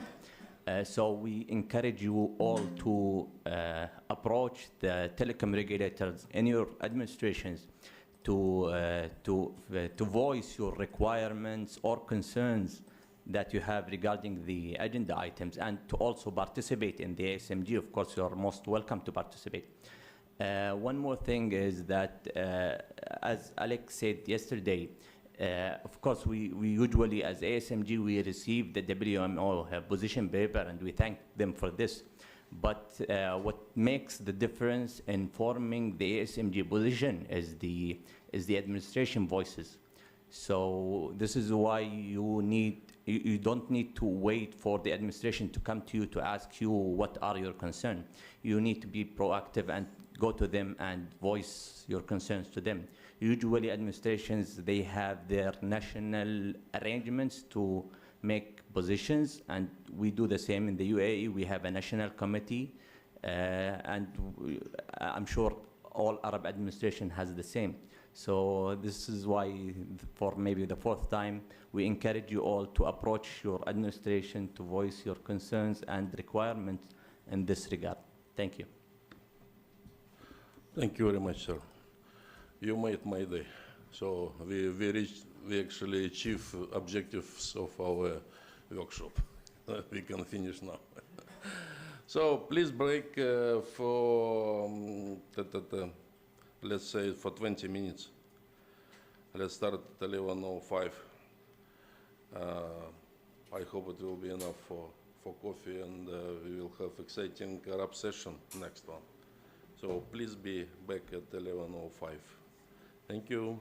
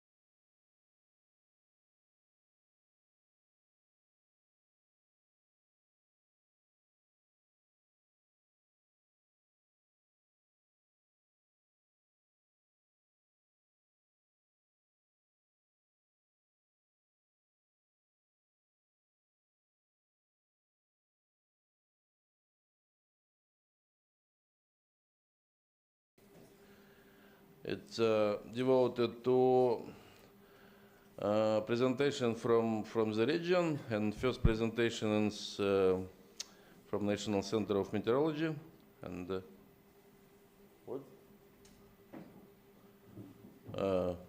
typical Arab names: Karel De Walle, Andrew van der Merwe.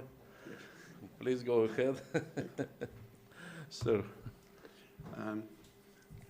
Good morning, all. My name is Andrew van der Merwe. I work for the National Center of Meteorology in the radar team. The presentation here was prepared by me and Mr. Karel de Walle sitting there on the side. Just before I start off the presentation, I would like to thank the meeting or the working group on all the issues raised for WR27, because it gives us a good idea on how to lobby TDRA for protection for WR27 coming up. So we have been invited to the working group with TDRA, but we haven't got any invitation yet, so we're still waiting for the invitations on that.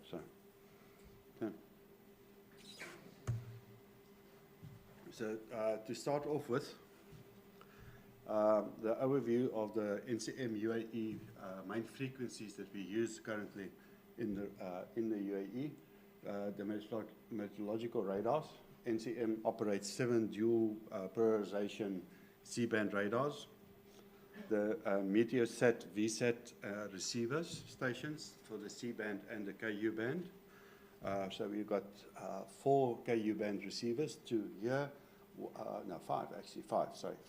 2 here, 1 at Abu Dhabi International Airport, at Dubai International Airport, and the latest one was installed last year at the Lane International Airport, where we have offices.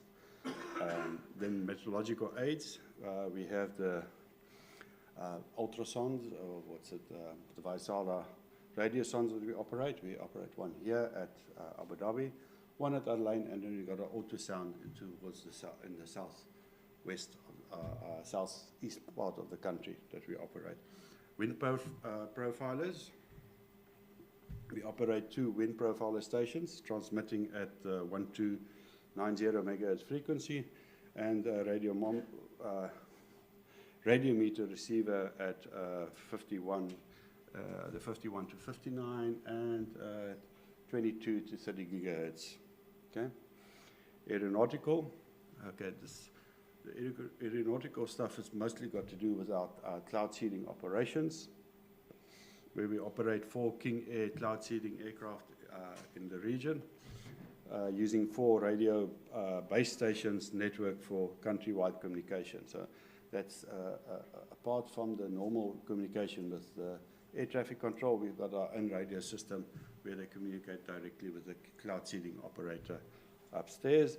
And then we also have air-to-ground telemetry in the aircraft installed, so we can track the aircraft and can track the cloud seeding operations. So we operate 4 data telemetry stations across the country.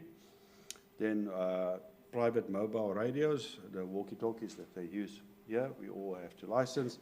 And then also the last one is the mobile data use for data radar to transmit the data if we don't have terrestrial links, as well as all our automatic weather stations also use the mobile network. Okay. So this gives you an example of all our equipment or the radio frequency devices used in the organization. So it's just the radiosonds, the radar, that's the Dubai radar, the NCM cloud seeding aircraft, data telemetry, the wind profilers, the VHF frequency up on the roof, as well as the satellite receiver part. That's just what's towards the side of the building here. Okay, so the UAE radar network consists of 7 C-band radars. They are 3 ARC radars. They were started installing in 2011, the first 2 of Abu Dhabi and Al Ain, and then the Dubai radar was installed in 2013. Then we have 4 Vaisala networks. These are Al Sala, Mazira, Khashura, and Fujairah there up on the coast. And Aliyar or Lane radar will be replaced within the next year, or with the Vaisala C-band that was bought 2 years already ago, at the just towards the north of the current airport there. Okay. So the frequencies that we use is that 5610, 5620, 563040. The pulse width is 1 microsecond. The PRF is the 600 480. Power is 250 kilowatt, and the range of the radars are set to 249 kilometers. Okay, examples of activities carried out jointly with the national regulator, with TDRA. NCM over the years licensed radio transmitter devices with TDRA. In 2018, in preparation for WRC, NCM and TDRA coordinated to review licensing and all radio transmitting devices by NCM. Since then, NCM has actively managed all the licenses. The TDR licensing portal has also improved over the years, so they give us a licensing portal. NCM do have a challenge. The Met8 or the radio sons are not an option on the licensing platform. Okay, so we are trying to fix that. Okay, radar and VSAT interference. So that's mostly the interference we have. NCM has been actively engaging with TDRA regarding the interference over the last 3 years. C-band interference and changes in local regulation. My eyes are bad. Wideband radio LAN, RLAN, and wireless access systems. These regulations list all local users 5 GHz band except NCM meteorological radar in the 56 to 560 megahertz. Okay. TDR did request studies by NCM after learning that the NCM staff was using an airline device to monitor interfering stations at the Abu Dhabi radar. We'll discuss that more below. TDR also followed up and shut down 2 interfering stations at the Dubai radar, but after a week or both of them were back on the network again. Okay. NCM Meteosat C-band receiver, so this is the big ones here, started showing interference problems after a nearby mobile tower just behind the mosque here. Was upgraded to 5G. TDR asked NCM to mitigate away from the lower C-band. So, but in any case, no further support is provided on these cases. So, this is just an example of interference. So the left one on top is Abu Dhabi. That's actually on a good day. On a bad day, it actually looks worse than that. Then Dubai radar. The Dubai radar was initially situated at the Al Maktoum airport. Then we moved it to a rural area. I think the first 2 months or 3 months of operations, we had no interference, and then all of a sudden the interference started up. And we suspect there's a farming area, farming community that's getting WLAN through these devices. And then the last one is the 5G interference on the C-band VSAT. You can see the parts missing on the satellite. Luckily, we have the KU band, so we use that currently. So this is just an example of filtering that we apply to the radars. So I told you the other picture was on a good day. Here's a bad day, but this was the presentation that was done, I think yesterday they talked about the 18th of December last year. We had the storms moving across. So these 2 radars, I think for about 6 months, weren't used in any of our products because of the interference. So we apply, the initial filtering is particle identification using the NCAR LROS fuzzy logic algorithms that use the dual polarization parameters to filter the data. But you can see with the initial filtering, we still get the data coming through, and we can't present that data. So we've done, we applied censoring to the data now. Now you can see that your data is cleaned out, but it causes over-filtering. So these are just the 2 ARC radars. The Vaisala has got its own filtering parameters that you set on it, and it also does over-filtering. So that affects the hail identification and tracking that we do, the storm identification and tracking, the QPE calculations that we use for the Wolf Hydro model that's used for flash flooding on the waddies, and then the reflectivity and velocity products for the regional NWP model. That's the ICON and WRF model that's run locally in the center. Okay, let's go and do the radio impact study. So we mentioned here that we connected the radio land device to our radar and did a scan, but that was done from a scientific paper published in Germany. I can't remember the exact paper, where they connected a radio LAN onto the radar to detect. So every hour they do a detection to detect the different radio LANs to help their national regulator to determine what's happening. Now, just one thing about the Abu Dhabi radar, it's situated next to the coast in the Mustafa, the industrial area, so that's a very noisy area in case. So we connected a ubiquity radio onto the radar just behind the LNA, so that's these big 45 dish antenna with the LNA, so we can see a weak signal and very strong signal in the thing. And the radar elevation was set to 0.5, the lowest of our scan, and we scanned the atmosphere from 1 degree, each degree to 360 to detect all the radio lands that we could see. We collated all the information to a spreadsheet and detected that there were 10,227 5 gigahertz for the 5 gigahertz bands. So that's the radios detected. Note, some radios detected more on one azimuth because the beam width of the radio antennas that the Wi-Fi is transmitting is bigger than is 3 degree beam width, and then we got a 1 degree radar. And also we got reflection from structures, where the wireline actually reflected from a structure back into the radio. So you'll see it, on this side, and 180 degrees or 90 degrees, depending on the reflection.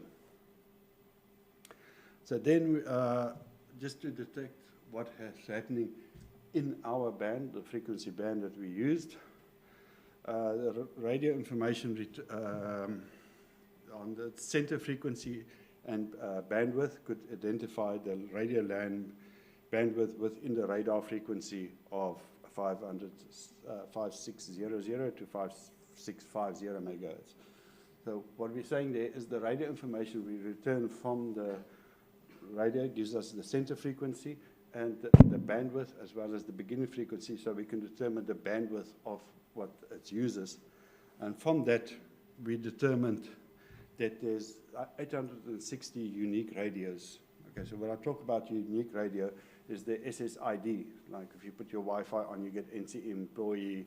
Although they use, some of them use different frequencies, some of them use the same frequency, but those are the unique radios I've got. So this is just a graph that we plotted, and these are at the bottom is only from 5520 to 5730.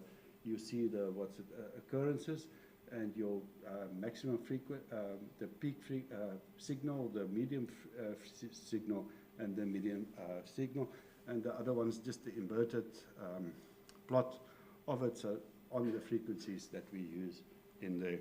So then the second study we did, this one seems to be a little bit controversial, is the investigation of DFS capabilities on the radio LAN.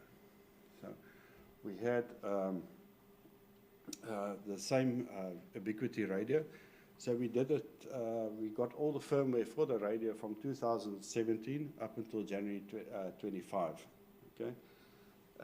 We installed a 30 dBi directional dish on the roof here.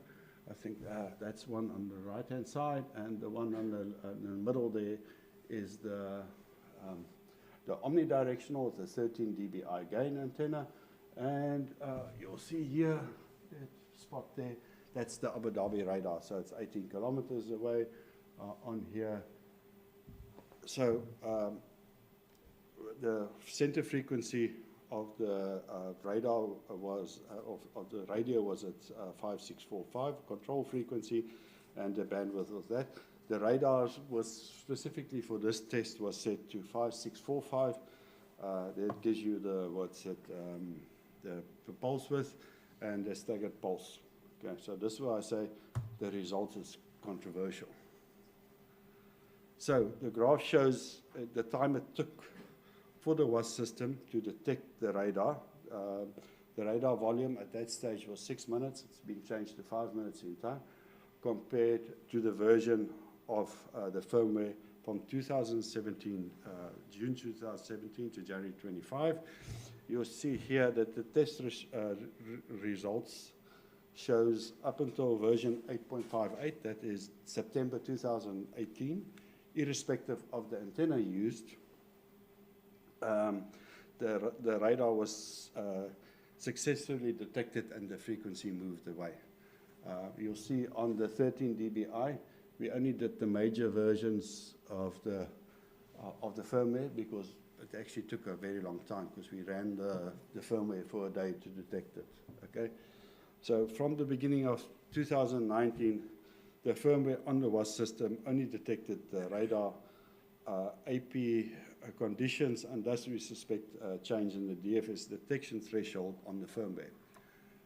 But we did share this information with TDRA, and they did contact the manufacturer, and since then, from January 25, we left the radio up here. Every time there was a firmware upgrade, the radio actually detected the radar immediately and moved away. So it seems if the study actually did help specifically on that radio. But now to get everyone to update their radios that's using Ubiquity or to do the test on the other radios available, WLANs, is just a little bit of an issue. Okay. So this is just on that radio. So I got this spectrum, the waveform. So it gives you all the signal and the noise on the, on that frequency band. And you'll see here, I don't have is there a mouse there? No. I'll try and show it to you. But on here, at the bottom here, there is where the actual radar detected the radar this morning when it went across, okay? On the ambient noise level, okay? Note this image was captured using the 13 dBi antenna. Okay, there was discussions yesterday about moving the frequency bands of the radar. So now I know in Europe they are moving the frequency bands of the radars to the 5.4 gigahertz band. There's a lot less interference, but our current radars on the Visalas that were installed from the first one in 2021, last one being installed now, your upgrade path, you're looking at 10 to 15 years before you upgrade them. We did contact the supplier to determine if we could do upgrade on the radar for the frequency band, and they said it's not available, you have to replace the radar, so it's very expensive. Yep, that's the information we got from Vaisala, because they only do it on the solid state on 5.4, and they weren't using Lystrons or magnetron transmitters. Okay, so using X-band, because of the weather we have here, we have lots of attenuation. We even see a little bit of attenuation on the C-band, so we can't use X-bands. So the ultimate goal is to move to S-band, but it's a very expensive exercise. So these radars has to be replaced over a long period of time because it's, I think that's about ×2 the amount, or the cost for S-band is about twice the amount we paid for the C-band currently. Okay. So that's it. Thank you. Any questions?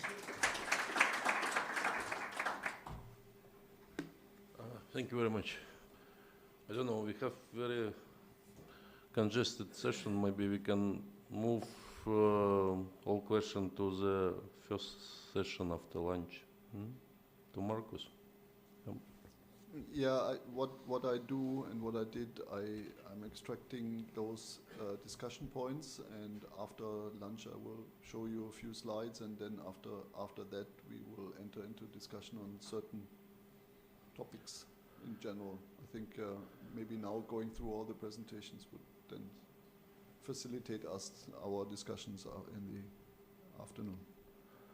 Thank you very much, Carol. Thank you. Next presentation is we will have Wael Abdelhadi from Jordan Meteorological Department. Please, sir.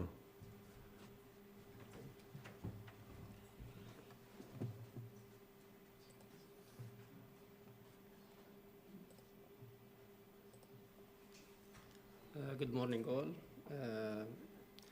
My name is Wael Abdelhadi from Jordan Meteorological Department.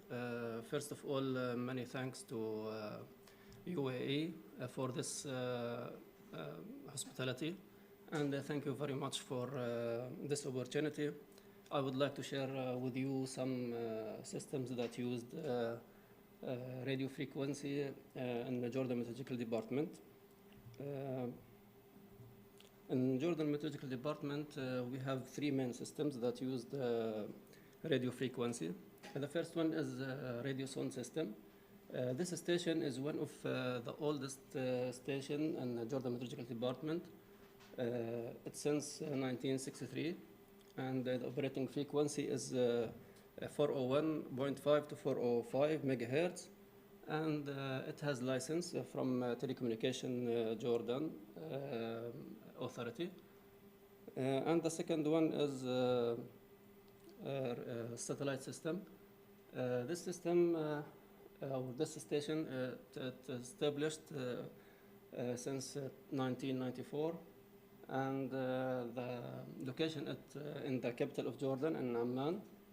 The operating frequency was 3.7 to 4.2 as a C-band, but now we changed it to KU band due to the interference between its frequency and 5G network around them.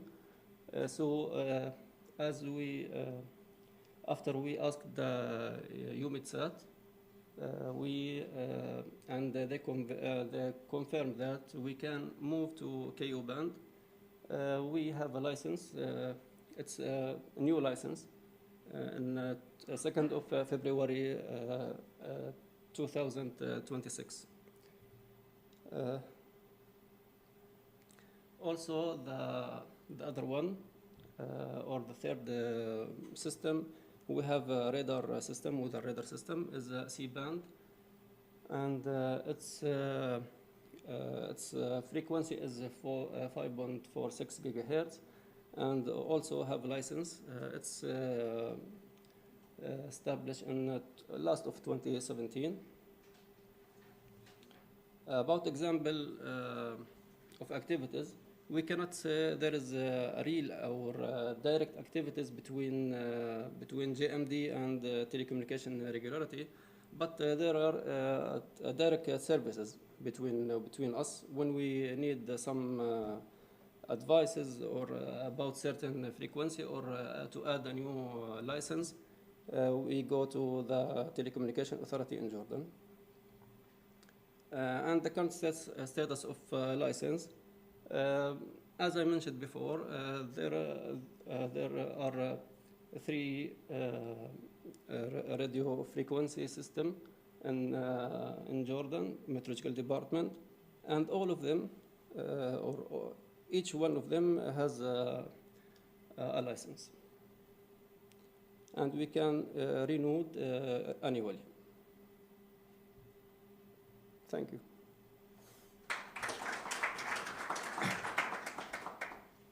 Perfect. Thank you very much. So next presentation from Egyptian Meteorological Authority. Wafat Darwish, please, sir.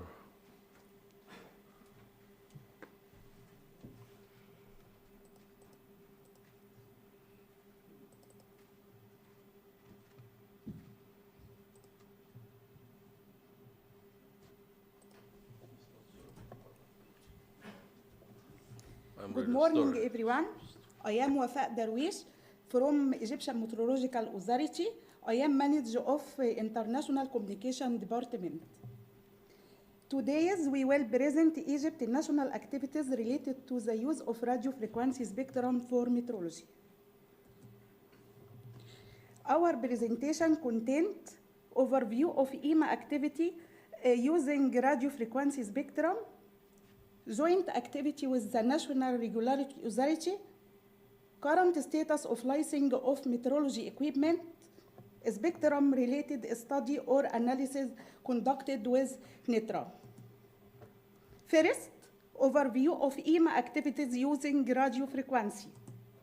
EMA has several examples of activities using radio frequency as weather surveillance radars. EMA operates a network of C-band Doppler weather radar to monitor rainfall, thunderstorm, and severe weather events across Egypt. These radars provide real-time precipitation measurement and are key component of national early warning system. This radar located at مرسى مطروح, هرجادة, القنطرة الشرقية. It operates at C-band at 5.65 gigahertz.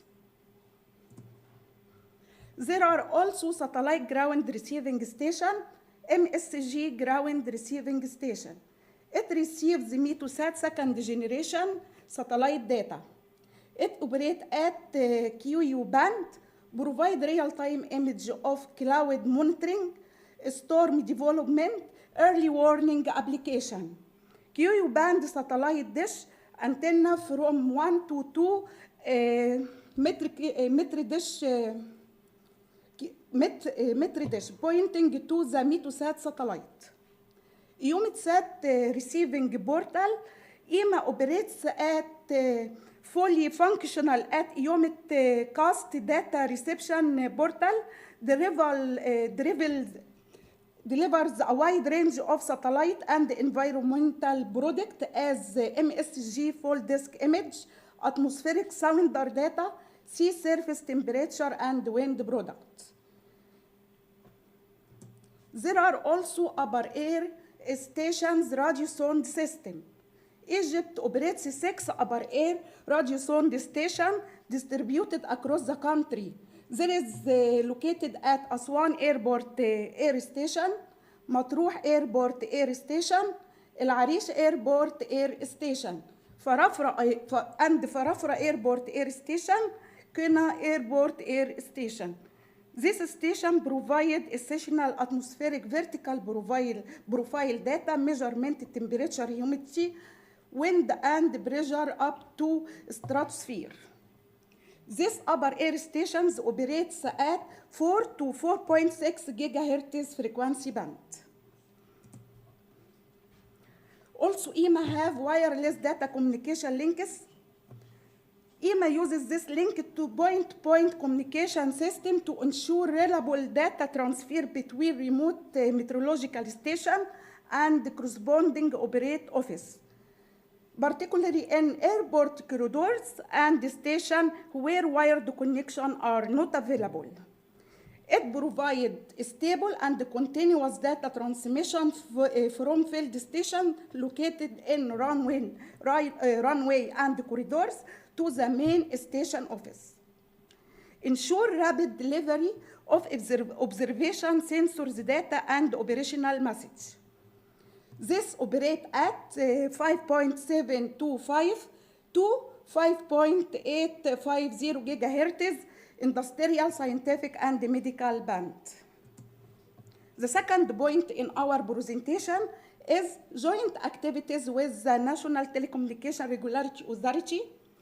We coordinate on assigning and protecting meteorological frequency band, licensing of radar, radio sound, and wireless communication device. We participate in National Commit on Radio Frequency Spectrum. We collaboration in interference investigation impacting meteorological system. The third point is licensing status. EMA have all radars, radiosonde, and wireless communication system operated are licensed with the National Telecommunication Regulatory Authority. Periodic renewals and compliance check are carried out jointly. New systems are reviewed with NETRA before deployment to ensure spectrum compatibility. The fourth point is the current spectrum study with NETRA. EMA is currently working with the National Telecommunication Regulatory Authority on technical studies to access potential interference from fifth generation deployment, protect weather radar operating in C-band, develop mitigation methods to ensure fifth generation doesn't affect radar performance. Conclusion, EMA relies heavily on protected radio frequency bands for weather monitoring and forecasting. Collaboration with NETRA ensures safe, uninterrupted use of meteorological system. Ongoing study help protect national weather infrastructure for measuring radio frequency chilling such as fifth generation. Thank you. Any question? Thank you very much, Madam. Just one, I have to say that my warning about lunch, it was joke, so don't be scared. Just take your time and so we are very much well in advance in time. So next presentation is from Syria. Feras Natuf. Please, sir.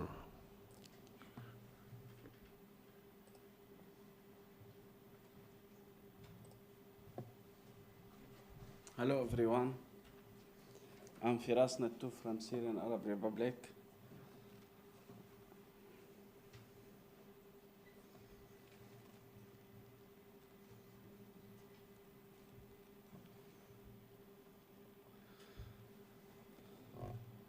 An overview of radio frequency in Syria for meteorology. The use of radio frequency is to transmit basic information sensors to the processing unit. And we don't have radio frequency are not currently used in basic weather observation. We use low power local frequency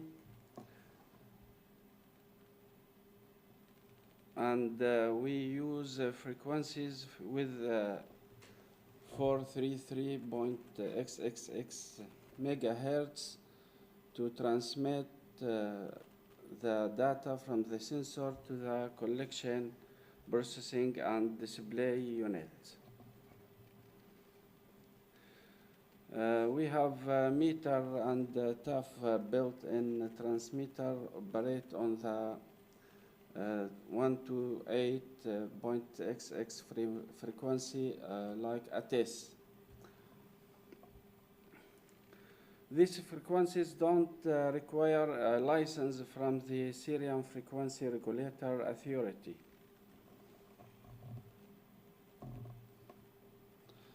The following table shows the frequencies band distributed of meteorological service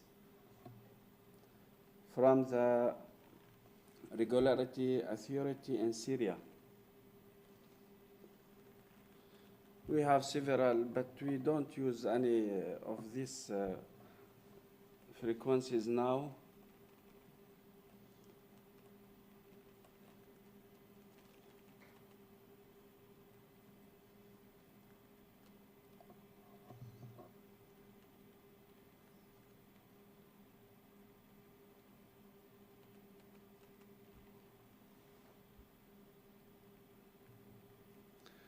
The future outlook, the National Center of Meteorology being the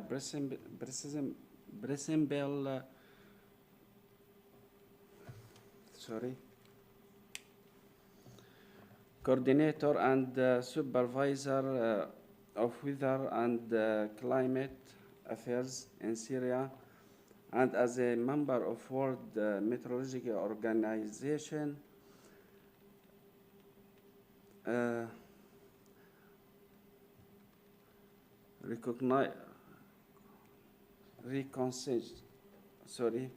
developing Syrian meteorology.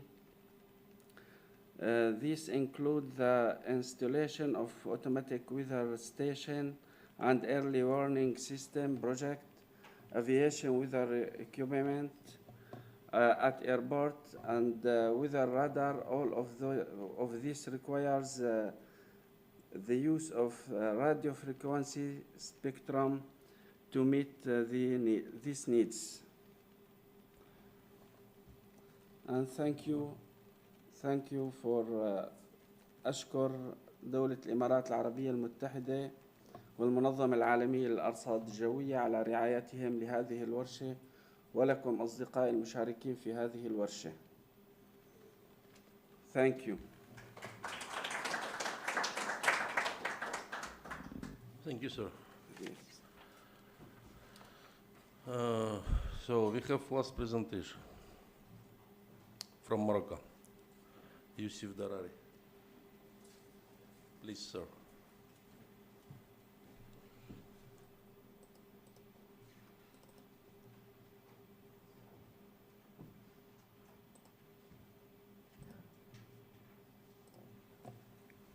Assalamu alaikum. Mr. Chairman, please first allow me to utter some few words in Arabic. بداية لا يفوتني أن أشكر المركز الوطني للأرصاد الجوية بدولة الإمارات العربية المتحدة الشقيقة. في الحقيقة عبروا عن حسن ضيافة كبير، وفي الحقيقة هذا خلق العرب زعما ليس غريبا عنهم، فجزيل الشكر موفور إليه. And also, I would like to express my thanks and gratitude to WMO staff and all of the organizations that are here with us, as well as the Arab colleagues. So my presentation is rather brief. It will take you through the use of radio frequency spectrum at the DGM of Morocco. So currently we operate about 8 radars. 6 out of 8 work in C-band, and 2 radars work in the X-band. We have also 5 upper air stations, 8 lightning centers, and 6 marine radars. And it is not displayed here in the presentation, but we also operate ground reception for MSG and as well as MTG.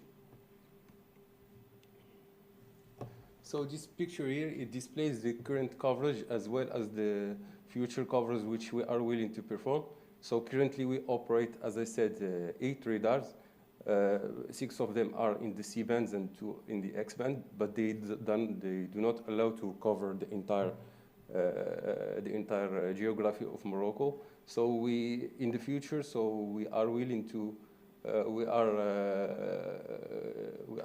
acquire some new radars to have the whole coverage of the whole territory of Morocco.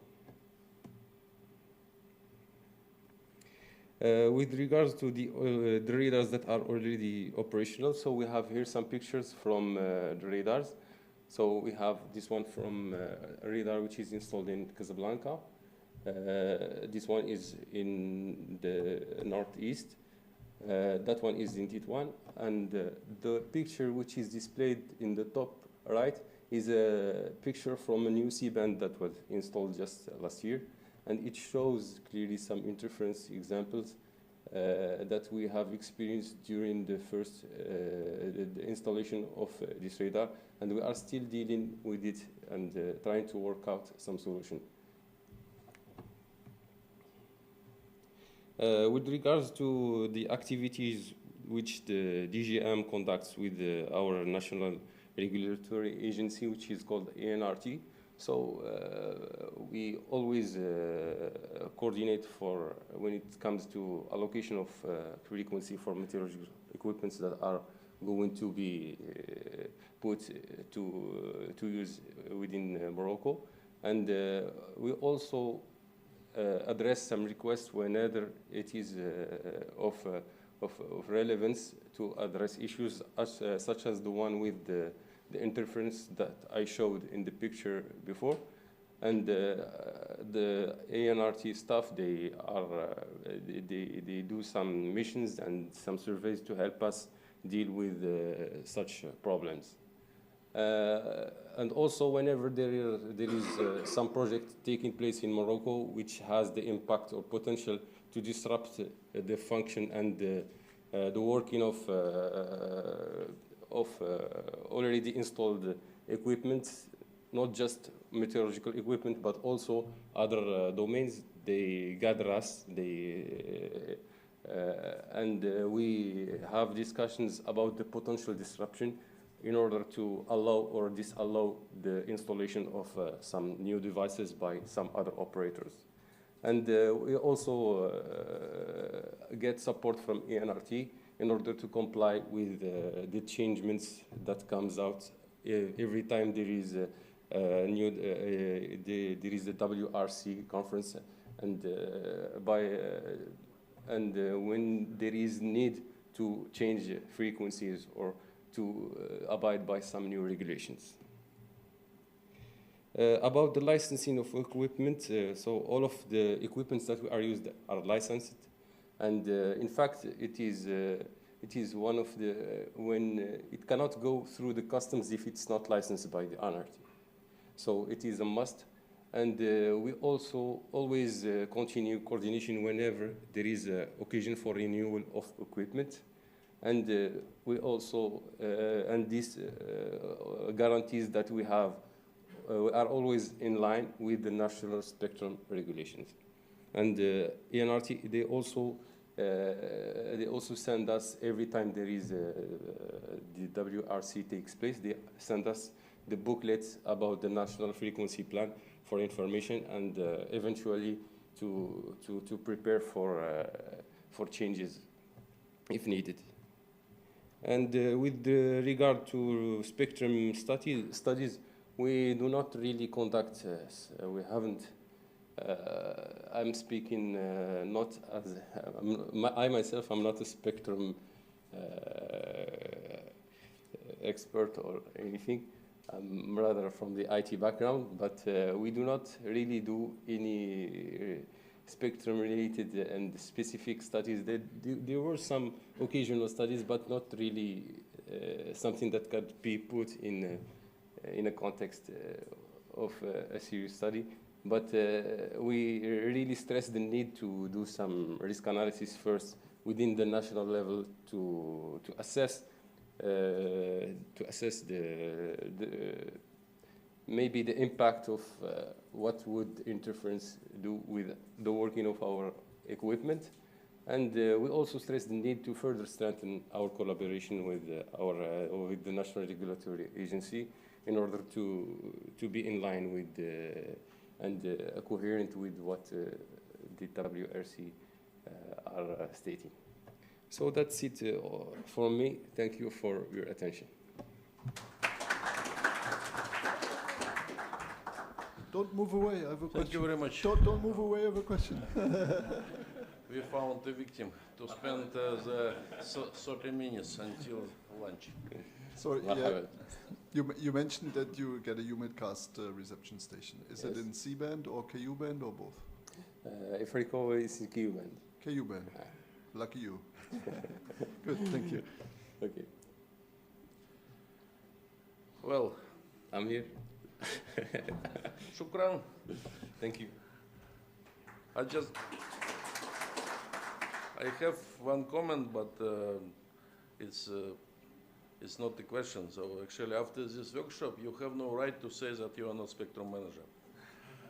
At least to your bosses, you have to, all of you, please, when you are back, you have to convince us to be, again, to organize the same meeting and to say to your bosses now that you are expert in spectrum management. And thank you very much for excellent presentation. So I believe that, again, for the next event, for all presentation, what is missing is additional file, additional slide. I hope that you will show it to us next time that how you work with your national administration in preparation to the next WRC. Thank you very much. So what your Arab session was very much disciplined. So I believe that we can enjoy 30 minutes more time to speak in relaxed manner, and please be back at 1:30 for the round table. And comme on dit en français, bon appétit.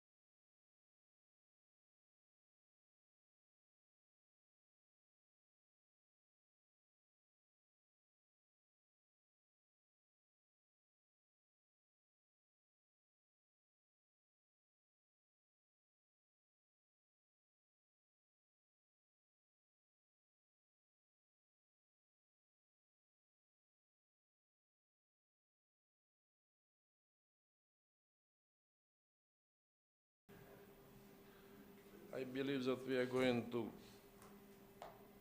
to summarize and to conclude. And we have now entertainment from Marcus. Where is Marcus?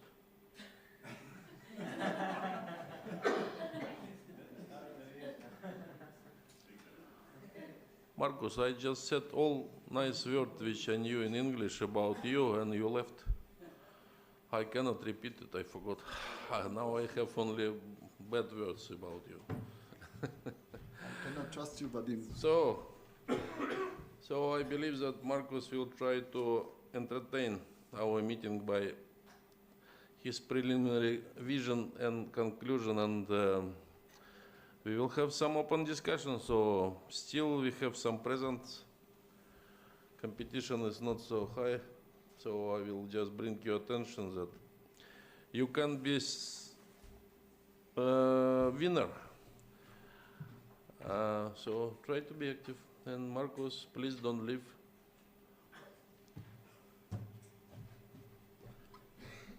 So, yeah, unfortunately we lost a few participants. That's unfortunate because I wanted to ask some questions about situations in their country, but I probably have to repeat my questions when people come back. Yeah, I tried to scroll through all the presentations, and when the presentation happened, and come up with a few slides, which I would like to discuss. First, I show you all the subjects, and then we go one by one. So the first one is the humidcast reception in C-band. We had several presentations mentioning their use in KU and C-band, and those who are only having C-band, they are a bit screwed with interference. And we heard that, for example, Jordan moved to KU band because of that. And we have some experience from the NCM here in UAE that they are experiencing interference in C-band as well. Luckily, they also have KU band. And my question, once people are back, will be who is experiencing, which country is experiencing this problem. But let's go into that a bit later. Then we have this issue of C-band weather radar interference due to Erland and WAS. I think that is common to most of the countries here. We will go into discussion in there. I'm not the qualified expert for that, but I will just trigger the discussion, and then I hope that there will be a lively exchange. And I've put a few questions in the slide. Then one issue which we can scroll over very quickly is the issue of radiosondes. The UAE mentioned that they have some gaps in their application app where they cannot actually apply for the license for radiosondes, but all the others have mentioned that they do not have any problem with licensing the radiosondes in their country. That's good. And then there was some, for all the other applications, I mentioned, I noticed one issue is the mitigation method to ensure that 5G does not affect radar performance. So whether we are talking about the S-band radars or C-band radars or what radars we are talking about. Because I would assume it's the S-band radar where you have the S-band radar next to the 5G. But we can just quickly go into this. And then whatever other issues you from your side have with regard to your applications. And then we enter into a more general field. We learned during the days that your interaction on active and passive sensing is through the reception of the data, not directly by operating the active and passive sensor. So we should have a short discussion on what you can do to support the protection of the ESS passive, especially. And then we have the issue of direct readout due to potential IMT identification and expand what is going to happen with METSAT and ESS data downlinks. We learned today that you are not directly having your own direct readout stations, but still it is important for the community. We will go a bit into that. Then the question on how to benefit most from the WMO position paper. What can you do with regard to or towards your NRA in order to promote this WMO position paper, and how to make them hear the problems of WMO and your problems yourself. And then we would like to hear from you on how is your experience with your NRAs, so that others can maybe find themselves in the same situation, so that you can exchange, or that at least we know your experience, and we can discuss on how others have resolved the issue. So these are the two slides on subjects that I have. Of course, when we are at the end of it and still questions are open, we have ample time to go into other discussion points. So I would like to pick up the first on UMIDcast, because you are all using UMIDcast, and I'm very grateful for that, but this comes with a little bit of a problem. In some of the presentations, I learned that it's not so perfectly clear how UMIDcast is operating. So UMIDcast consists of two elements. So this is the UMIDcast Europe, which is using KU band and using the 13 degrees east position with a Hotbird 13G, and as a backup 13F satellite. And when you're pointing to that, you have 3 transponders in the 11 gigahertz, which is the KU band, for receiving the data from there. And then you have the UMIDcast Africa in C-band that is pointing to the Eutelsat 8 West satellite, and you get the information from there. And there the frequency is 3,848 megahertz. So when I listened to the presentations, we got from UAE and CM that they have reported to their national NRA, look, we are experiencing interference because there was a base station built over there towards the mosque, and we have interference, and please NRA do something about it. And they said, and if I understood correctly, the NRA said, well, move to another frequency and the problem is resolved. Okay.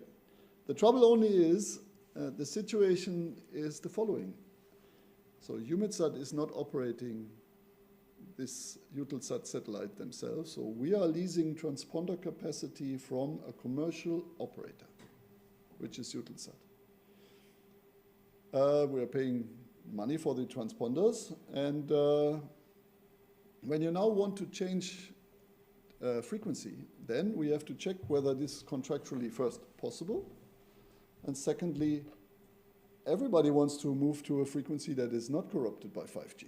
So you can imagine that the transponders available for C-band on these satellites is limited.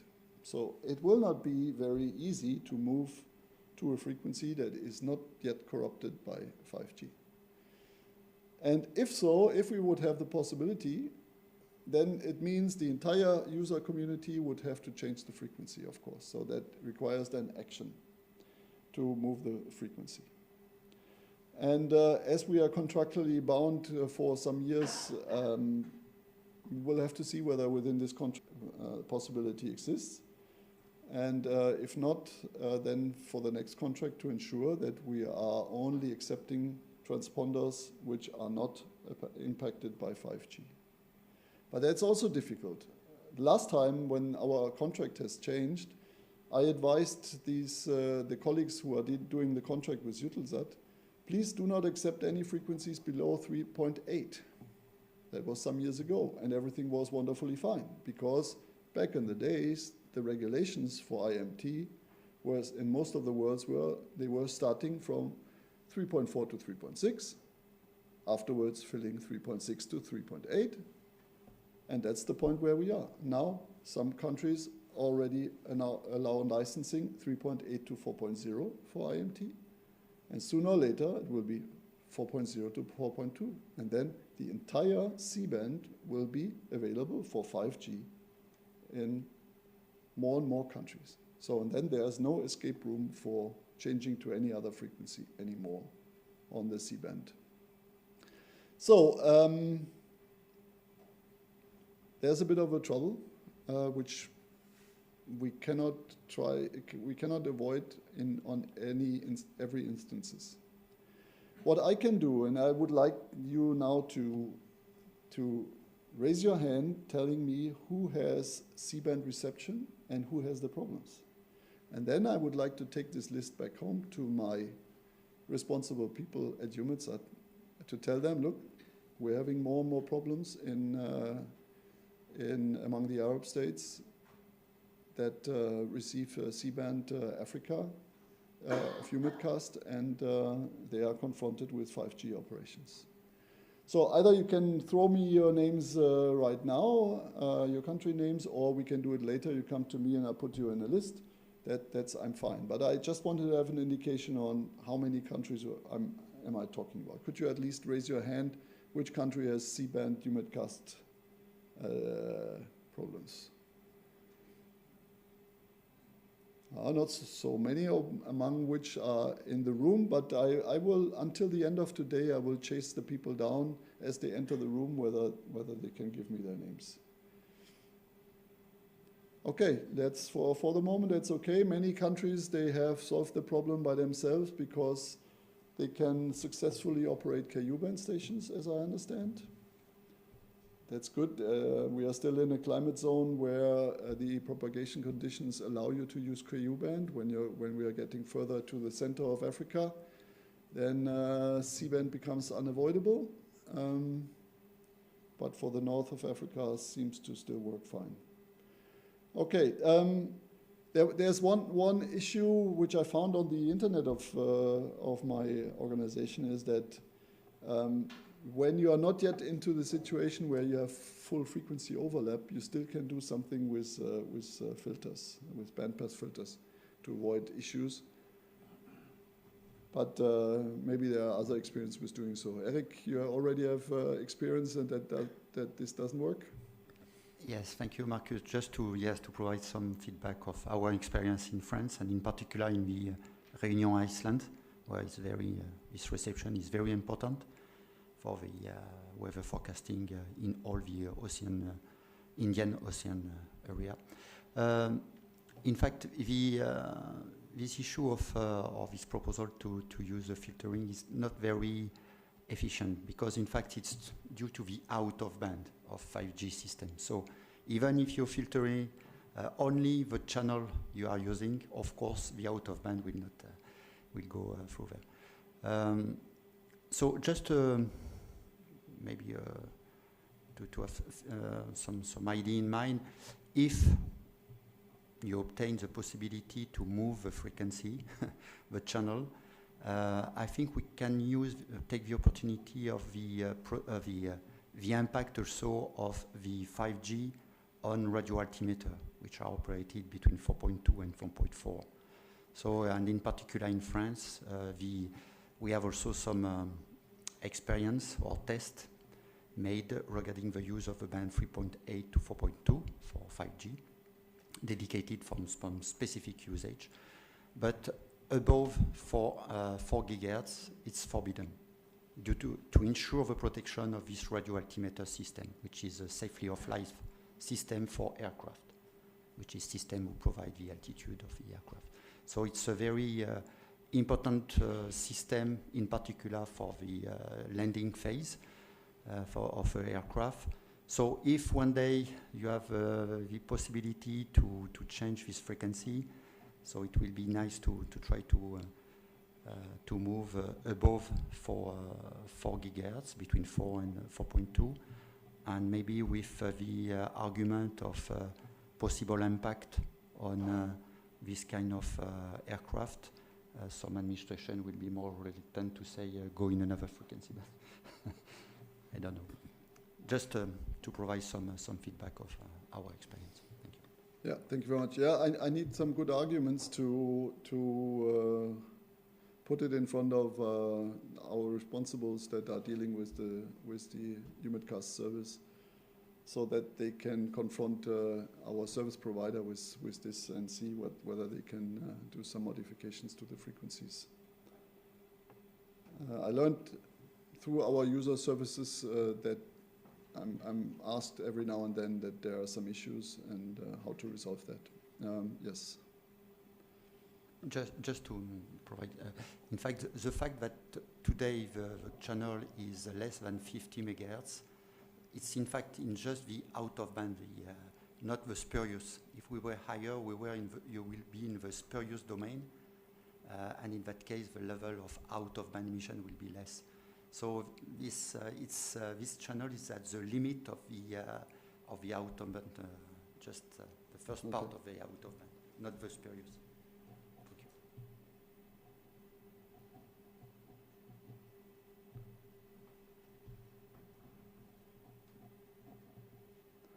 Yeah, but I think a stronger argument is to go above 4 gigahertz, because whether you're now dealing with spurious or out of band is in a few months no longer the case, because we will be in band.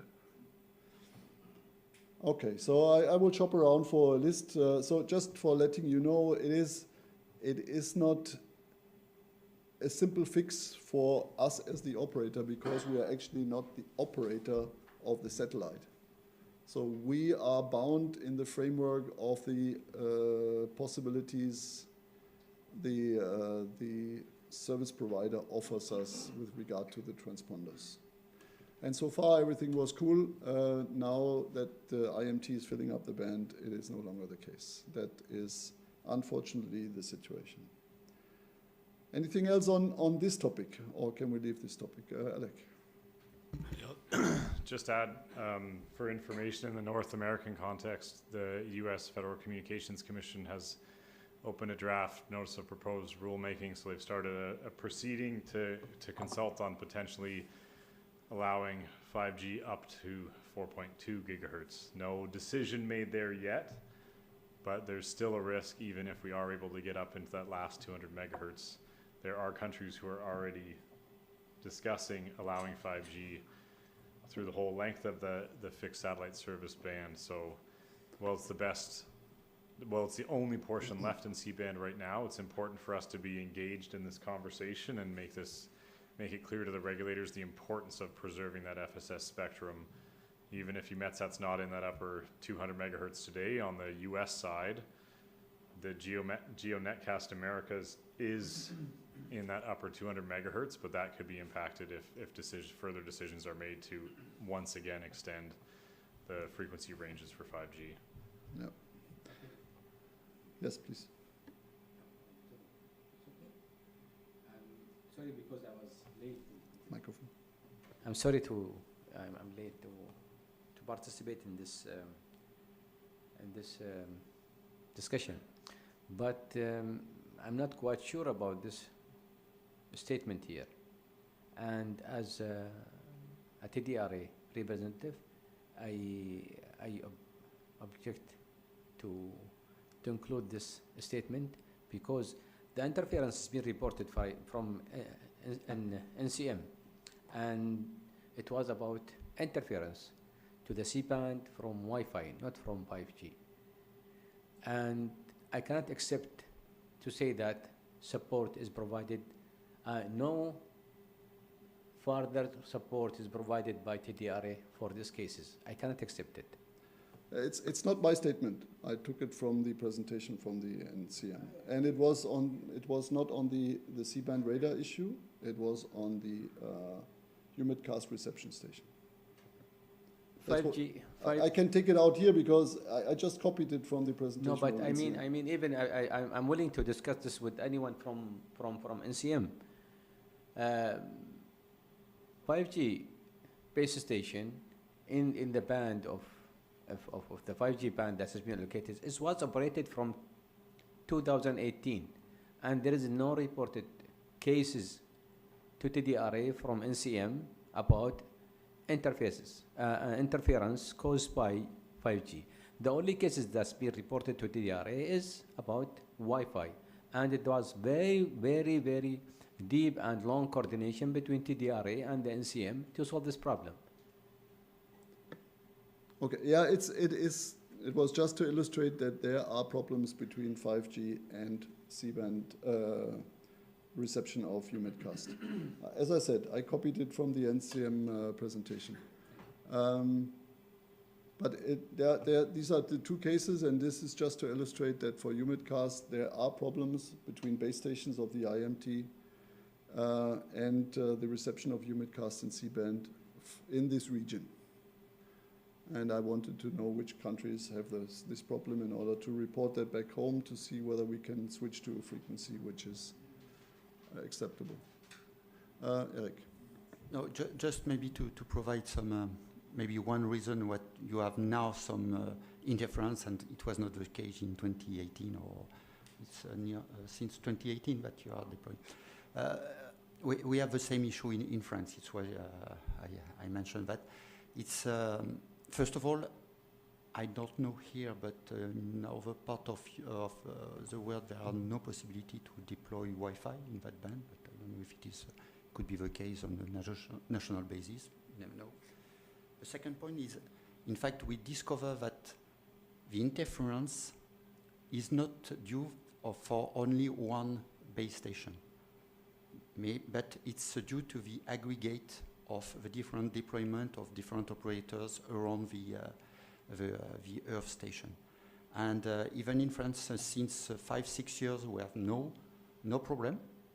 And then it appears one time, and we discover that it was due to the last deployment of a base station, which create an aggregation of out of band, which create this kind of interference due to the sensibility of the receiving Earth station. So yeah, maybe think about that. Try, and what we did is we tried to stop base station by base station in coordination with the operators to see and to show to the others the effect. And it's something. Frankly, it's very difficult to go against, I could say, because when the deployment are there, it's there, and it's difficult to say it's this base station instead of this one, and between different operators is always difficult. Yeah, Just I would provide information. Okay, thank you. You want to respond? Yes, I want to clear. I'm the director of the spectrum assignment and allocation. The band that has been allocated for the operator to operate 5G, IMT 5G, is far away from the C band. The allocated band for the 5G is from 3.3 to 3.8. 3.8. Yes, this is the maximum. This is the maximum. Of course, there is a candidate band that is under study that it will be proposed in the next WRC 2027. But actually, right now, what allocated band for the 5G in UAE is 3.4 to 3.8, while the radar is operated far away from this. No, I think it's a misunderstanding. We're not talking about the radar. About what? About UMIDcast reception station. Okay, what is the band of that? That is at 3,848 megahertz. Yeah, so okay. it's an out-of-band emission from the IMT base stations into the reception. Yeah, but yes, I agree with you. But I mean, what I'm trying to say here, that the interference that I'm referring to the statement here, the interference being reported to the TDRA from the NCM is about the 5 gig radar, or I mean C-band radar, where we discover that the source of interference is the band is being allocated for Wi-Fi, and there is no issue being reported about 5G to any other system in the weather forecasting, whatever you just mentioned it now. Okay. Thank you. I'm just a relay station of the statement that was in the NCM, and they reported about two things. But maybe you are better to explain what you have reported. Good afternoon, Salam. Yeah, this goes back to the very first meeting we had in Abu Dhabi, where we reported the interference. That same image was actually displayed that was shown today of the bands on the satellite image. So this is all about the satellite receiver interference that we experiencing here at HQ. It's not about the interference on the radars. The radars are, we stopped that day, and after that we didn't talk about the satellite issues anymore, and we just focused on the radar issues. As I said, let's not get hooked on the individual situation or in the individual interference case. It is in general, and now we are getting there. So we have the example of a licensing up to 3.8. The aggregation of base station interference is now causing issue into the data reception C-band Africa at 3,848 megahertz. So when we already have an out-of-band emission issue of aggregation of interference, guess what's happening when we have 3.8 to 4.0 licensed for IMT, and then you have an in-band interference case. So that means it does not need any aggregation anymore. So a base station pointing in the wrong direction or towards each other can cause the issue. I think that's clear. What I want like to do then, once we are finished, I will shop around it, or please contact me when you are one of those countries having interference issues of that sort. Okay. I think with this we can leave this subject. And one message from my side is, if you want to avoid long-term problems and you want to simplify your operations, and I'm sure that those who are operating KU-band stations, those who have approached me today and yesterday, they have good experience with using KU-band. They have 99.9% availabilities in their country, so a KU-band would be a good option to either to duplicate what you are doing in C-band or to have this as an alternative to C-band operations. That's a message I would like to give in order to avoid any potential interference from IMT. Okay, that's the first subject. Can we draw this to a close? Then we go to the next. So the next one, I have to rely on your help on this issue for a lively discussion. Me, as a satellite operator, I'm outside of using weather radars, and I'm fortunately not confronted with this problem as an operator. But from what I hear today, there are a lot of you having C-band radars and having these interference problems. And two of which I can announce is that the UAE NCM announced these interference issues, and EMA also reported about interference cases they are having on their radars, and probably several others. So we know it from around the world that the situation is the same for any C-band radars. So my questions I can draw from them is, what can we do? There are two avenues. What can the radars do to mitigate? We heard that you move to solid-state radars, you move the frequency, but is that all you can do, or is that resolving the problem? That's something I would like you to discuss. And then is what can be done on the radio LAN side in order to improve the situation? And this issue is with us for more than a decade, longer, much longer. And whatever regulators tried, and I'm sure they have tried, once a mass application is out there on the market, whether they have a label on there that they are in conformity with the regulations or not, I think that does not help much with the DFS situation. And once they are rolled out, that you cannot do anything about it. So I know that, for example, my administration, they tried to get non-compliant equipment from the market. And whenever you got rid of one bunch, the next one was flooding the country. So please, I open the floor for discussion on that topic, if you have not yet already discussed everything on it. But please, somebody has to go first on your side. What do you think want to say on this radar subject? Yes, please. Okay, I just want to raise a point is these radio manufacturers, or RLAN manufacturers, when they certify a device to say it's what's DFS compliant, they do it once the device is manufactured. But as soon as they put in new firmware, it's not certified again. So that, I don't know how that regulation, how to change the regulation, but you need to, every time they do a firmware change, you have to, get this radio certified again. I'm not sure if it's feasible or not feasible, or how it would work, because that seems to be the loophole in the DFS. So it means once certified, they are off the hook, they can put their stamp, they can put their sticker on it, and then when they update the firmware, it's whether DFS is still functioning or not is... It's up to, that's the problem, so okay. According to me. Yeah, Eric, please.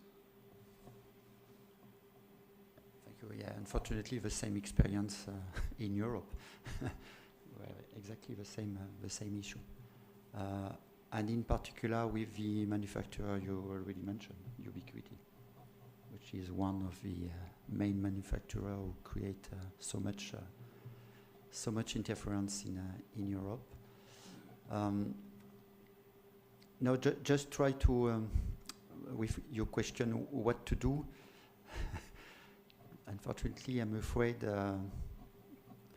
it's strange. It's my own remark, but we have a newcomer arrive in 2003, mobile allocation, without any rights. That means that we'll have not claim protection, never create interference to existing service, and in particular radio location.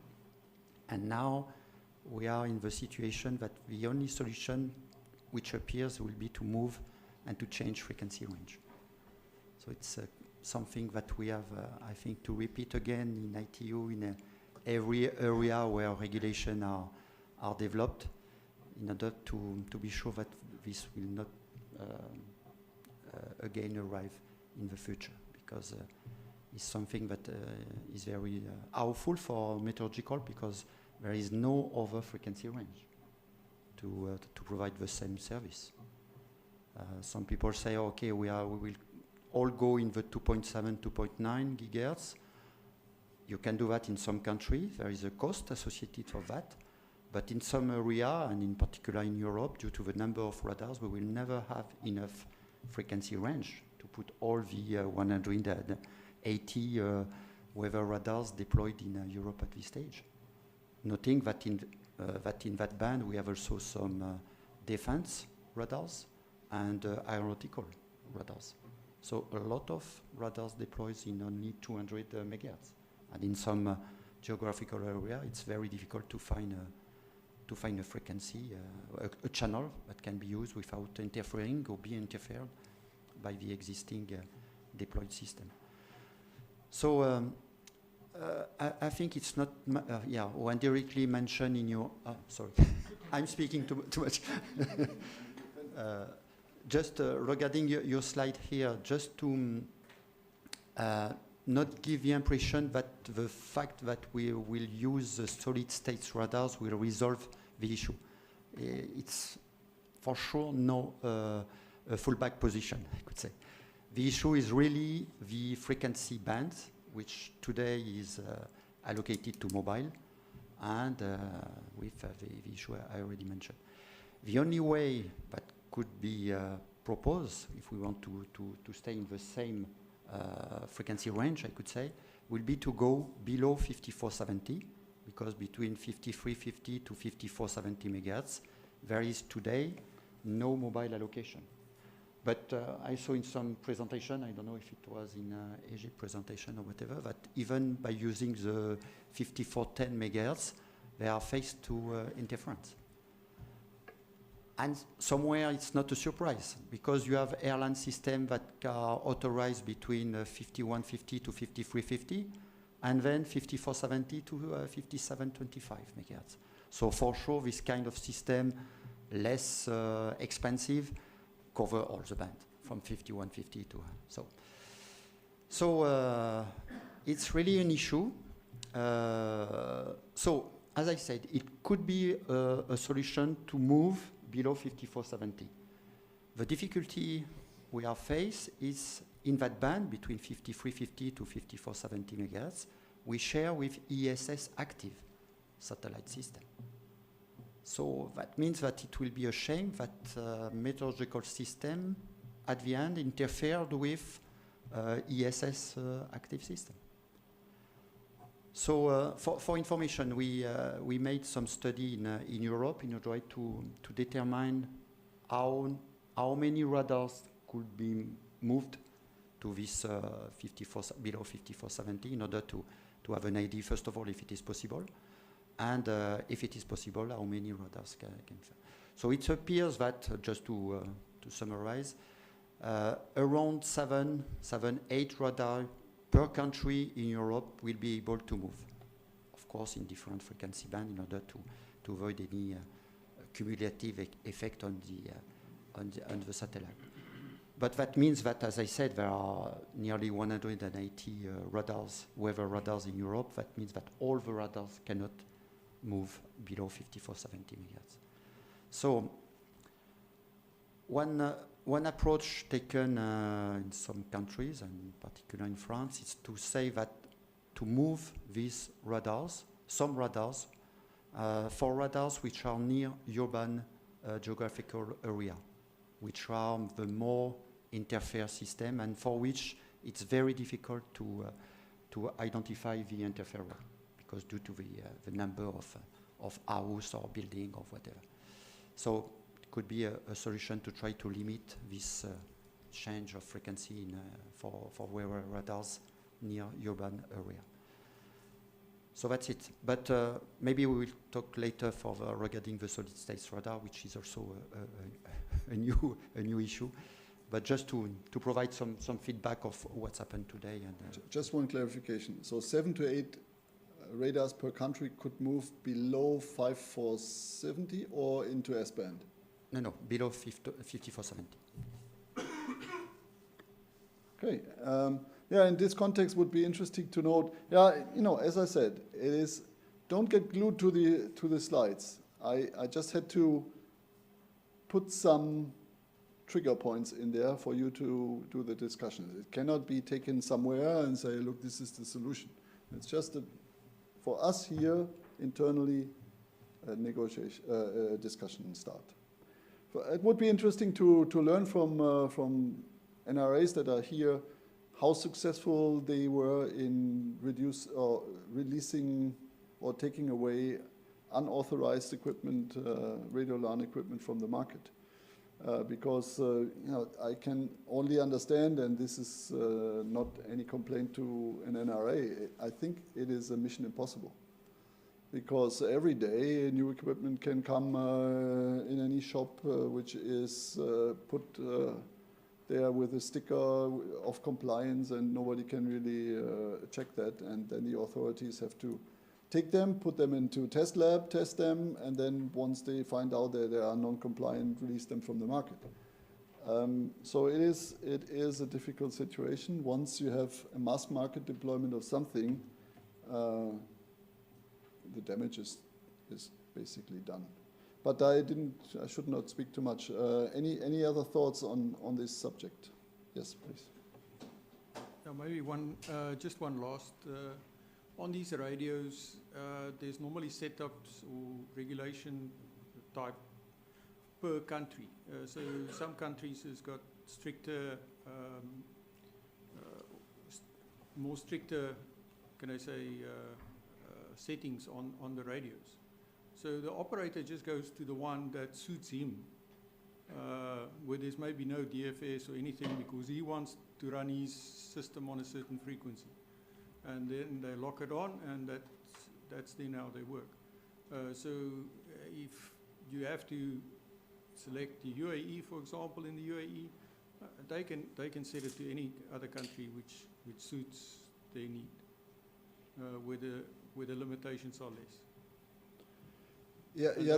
The trouble is, let's say the user or operator of the radio LAN device, you cannot make him responsible for the fact that the device itself is not compliant.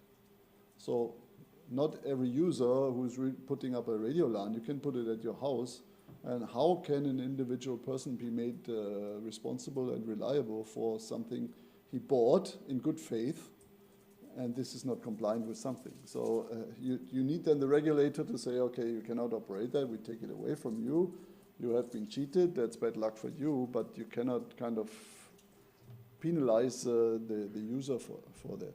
That's the trouble with such a mass market equipment. So there is nobody to blame except those cheap manufacturers which go to do the shortcut and maybe even being once compliant just to have their label. And then afterwards, in order to have a sellable product, they are kind of modifying it in a way that is acceptable to the market. That's, yeah. Yes, please. Since this is a common issue between the Y-line and the WAS and the radar, if anybody here can share with us what is the practice that has been done to rectify or to overcome this problem in his country? Yeah, maybe. Eric, do you have you know how your administration is doing that, for example? Yeah, in fact, each time we are interfere in one azimuth is interfere, we make a declaration of this case of interference, and with their specific mobile, they try to find the interferer. So sometimes it's quite easy. It's why I mentioned when your radars is outside a urban area, it's quite easy. In general, in 1 week, they found the interferer and they ask it to stop. When you are in urban area, sometimes it's months to get it. So it's not easy. The difficulty also behind this is even if you have an equipment which is not in conformity with the rules. So the technician, our NRA, will intervene, ask this airline to switch off his airline, but in fact, the user didn't switch off. He changed the channel in order to avoid the weather radar's specific frequency range. And very often, 2, 3, 4 days after, when they switch off their airline and once again put it on, the same interferer appears. So it's a story without end, no end story. So it's why it's very complicated to. There's also one step that you can take before that is I know from the German regulator, for example, they have some market surveillance, so they send people to a shop, check in the shelf, take samples, test them, and when they are not compliant, when they are tested and not complying, then they have to be removed from the shops.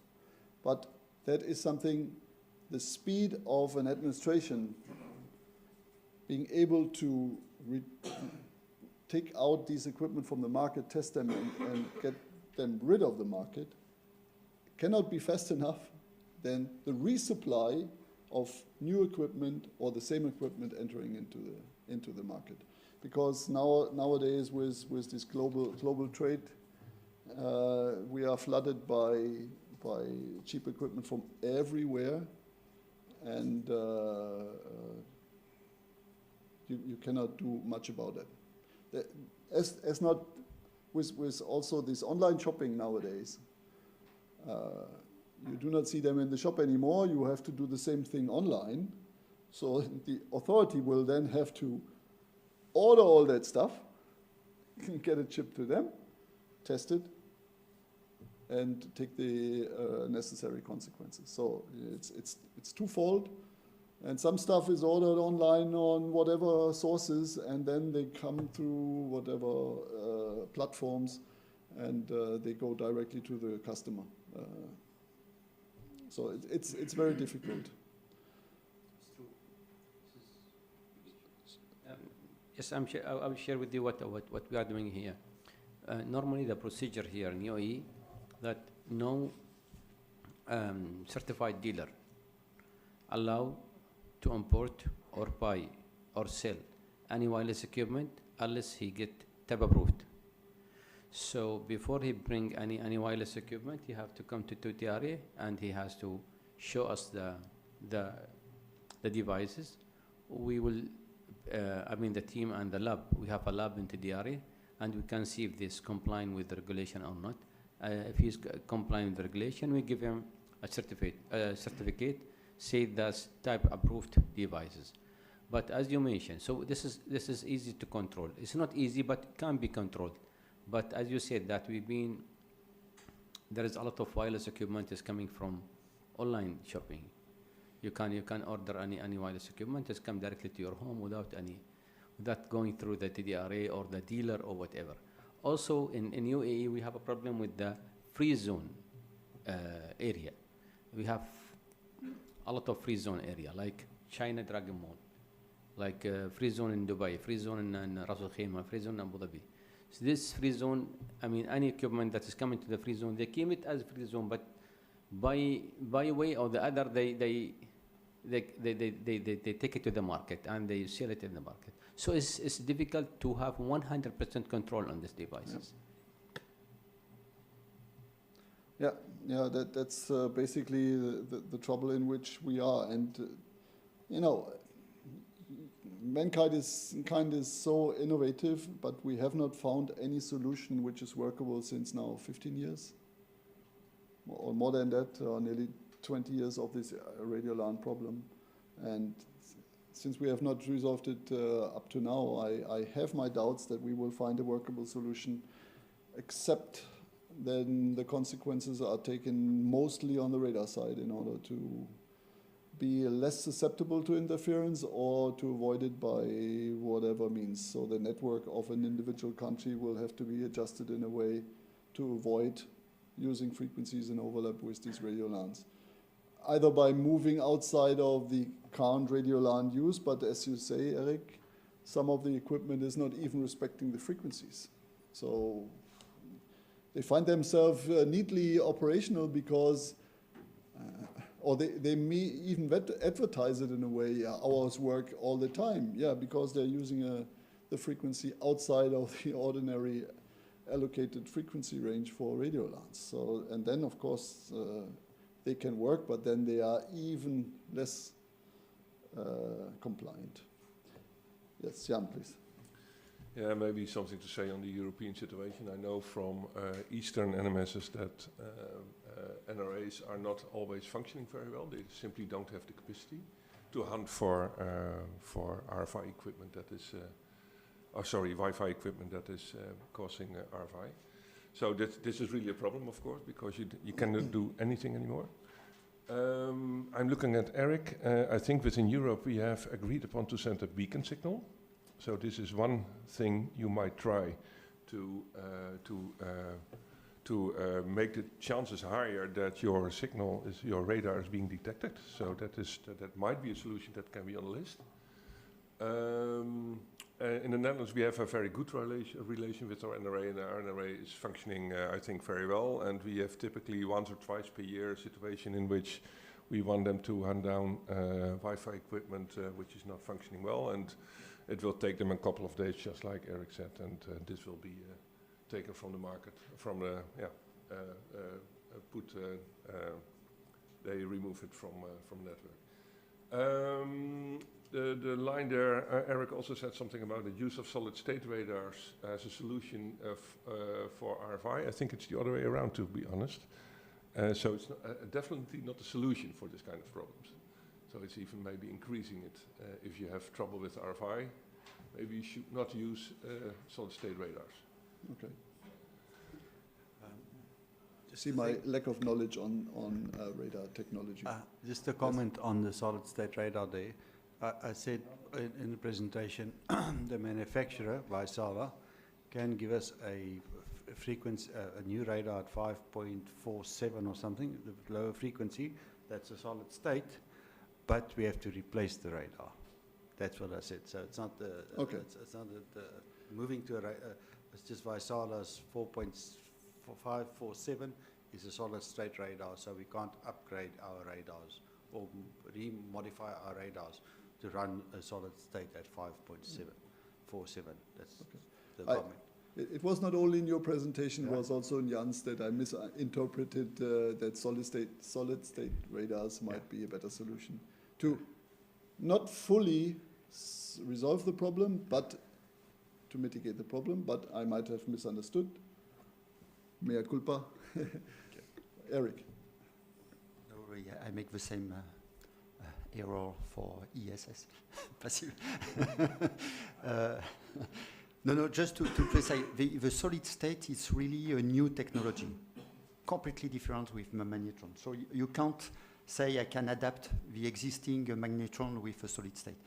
Another point, even if you want for your existing system, which operating in a 5600 megahertz band, if you want to move below 5470, you will certainly have to change the waveguide because it's not adapted.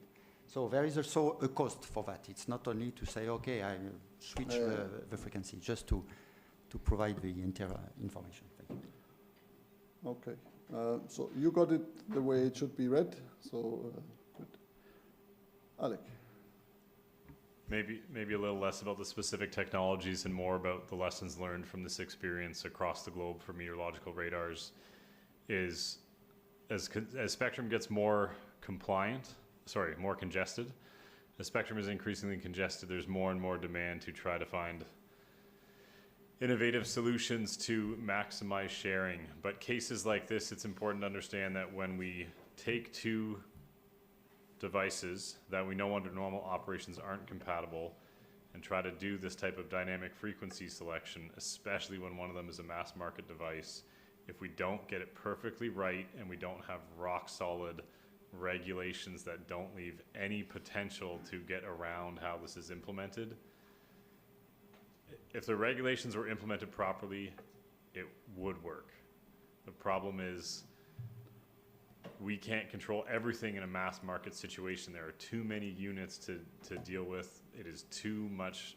There's no reasonable way to expect an NRA to go find every Wi-Fi that's not compliant. There's just too many of them. So we need to be very careful for any future proposals that could affect bands of interest to us.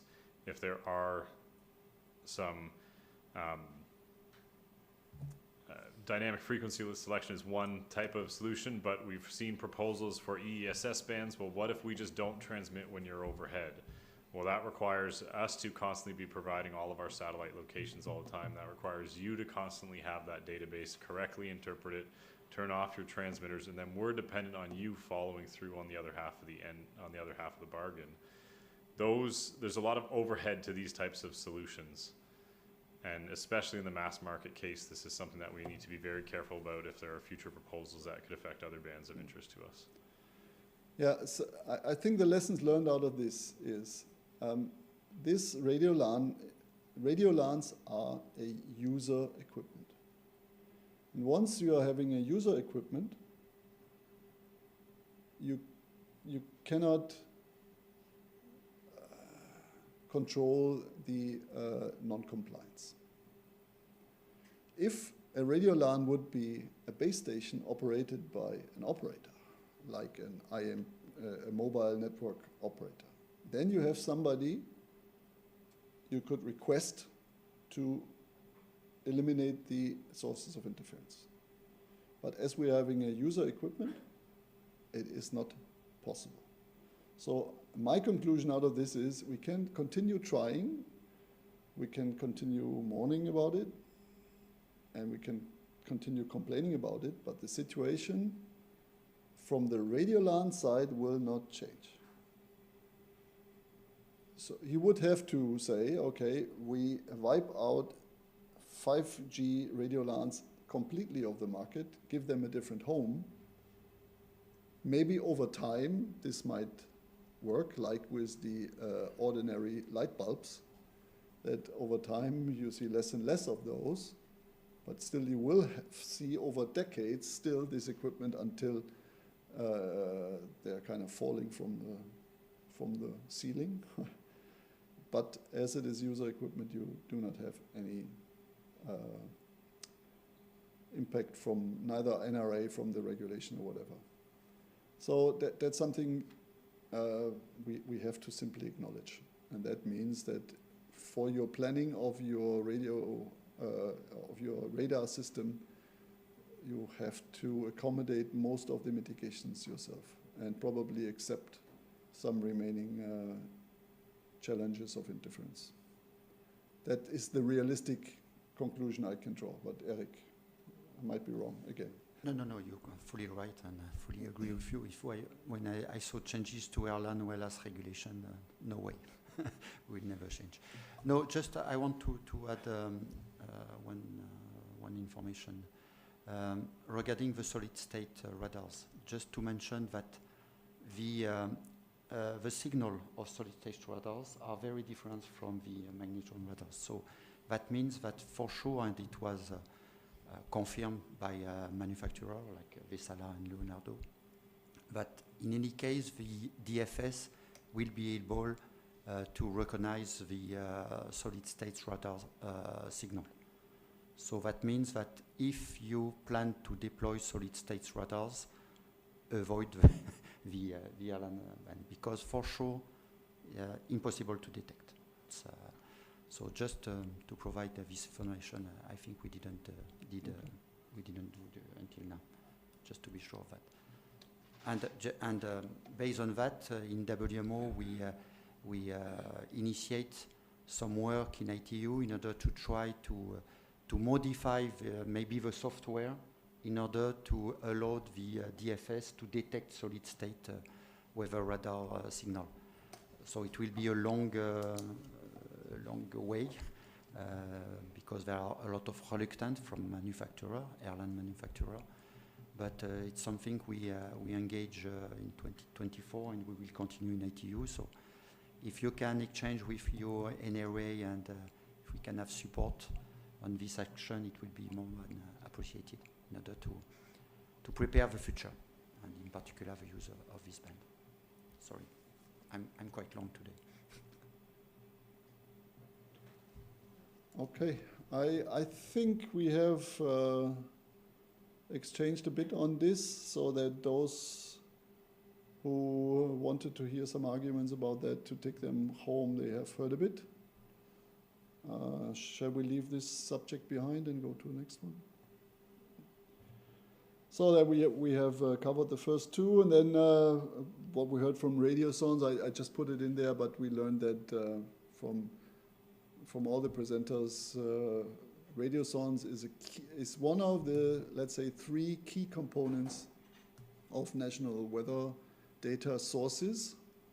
And that's important, and most of you are capable of perfectly licensing those radio zones operations with your NRA in countries where the licensing regime is already online and digital.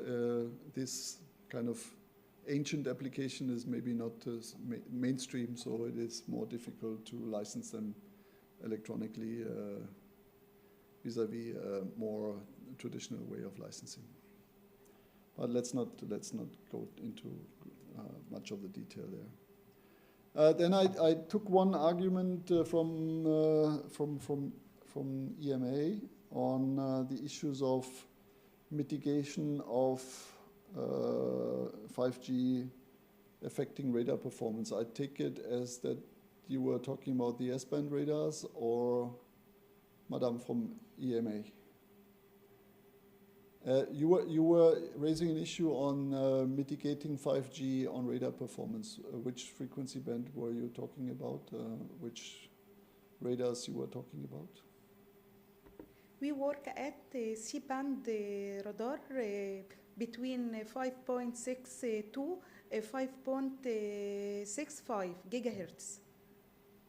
Okay, so then in this case it was the same subject of rather radio LAN than 5G, or is it? Yeah. We study with National Telecommunication Regulatory Authority to protect from interference. Okay, so you have the same issue like all the others. Yeah. Okay, then I think then we can leave this subject behind, but maybe you have others in this category of your national operations. Alec, please. Yeah, I was just going to make a comment. I think I said something earlier, but for S-band radars, for anyone that's considering those, happy to have a chat of how the situation has gone with our rollout in Canada. I know Australia has had some similar experiences. We have another member of the expert team who's involved in the radar network in Australia. I'm not directly involved in the network, but know that we do have some out-of-band emissions from 5G systems that are affecting our radars in cases where 5G base stations are very close to our radars. So that's a really important part if you are in the future considering a transition to S-band. It would be important to make sure that you're not going somewhere where a base station is, and then you have discussions with your regulator to ensure there's some protection zone around them. We have also in that case been able to apply some bandpass filters at the front end of our receiver that have greatly reduced some of the interference we received. For such sensitive systems that even though we have very strong filters by default on our radars, where there is some impact from we are receiving some amount of power outside of our operating band. So there are some mitigation methods there, but it is not. We are still seeing issues that we cannot trace back to 5G. I haven't got any updates from the radar group on whether or not they've successfully identified any other sources in that band. But moving to another frequency band, A, has the science challenges and science differences in what we can observe, but B, is not necessarily an escape from RFI issues. So I just wanted to reiterate that comment.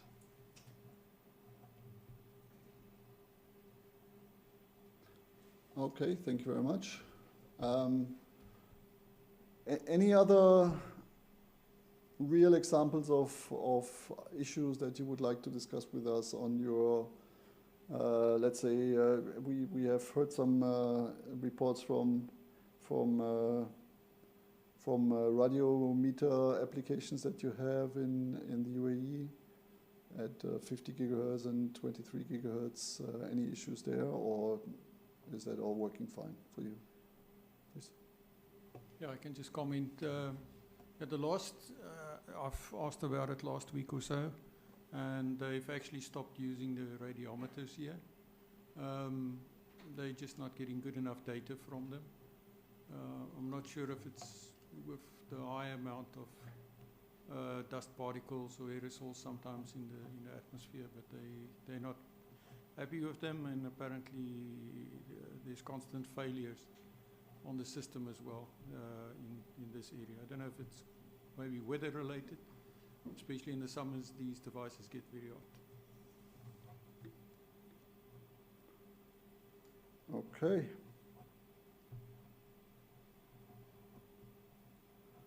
Interesting information.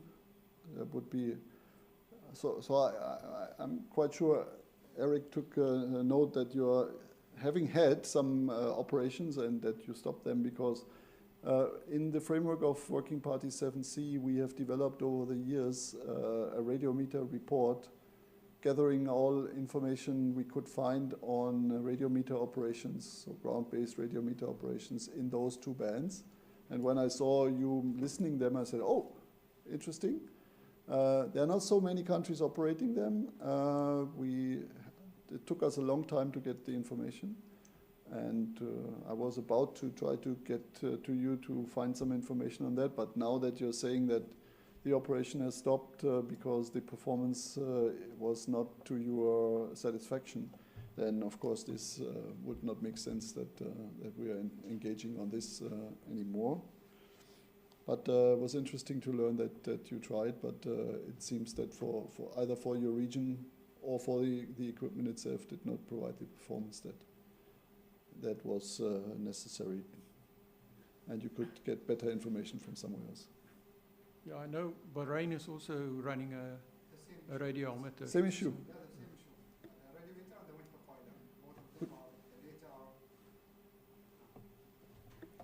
They're both the radiometer and the radio sound system and also the wind profiler.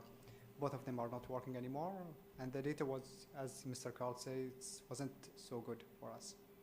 And what is your suspicion why it's not so? Is it the atmosphere that is not providing you? Due to the dust and the haze and high humidity, that's why the sensor is not suitable for our region.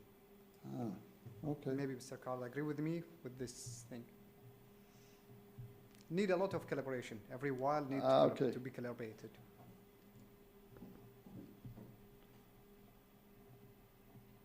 Well, this is very valuable information. What about your wind profiler? Is it in the UAE? Is it still working? No, the one I'm referring to is that I was conveyed is the one at Dubai airport, and yeah, they just said they're not operating it anymore because of certain reasons there.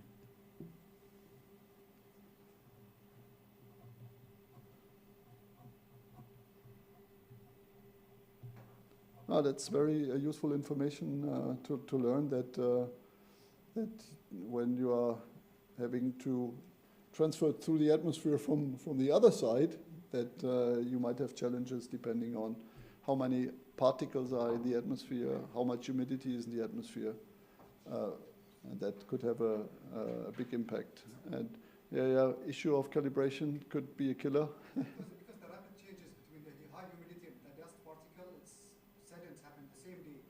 How the sensor will recognize this is the dust or this is the high humidity particles? That's why it needs a lot of calibration. I really want.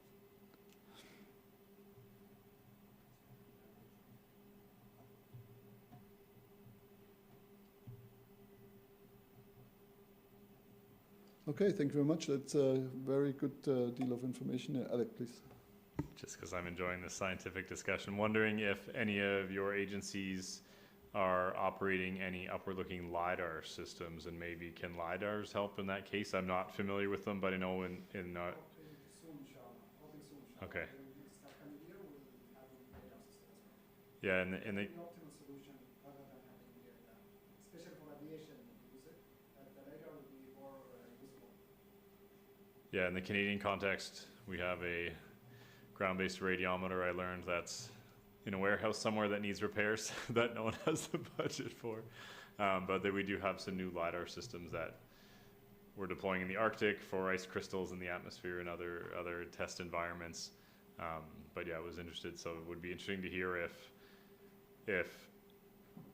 you had both a ground-based radiometer and a LiDAR, could you combine those to improve your ability to leverage the data from the ground-based radiometer, or would you just rely on the LiDAR? We didn't test the cerometer from Spizella, the CL61, I think it was CL60.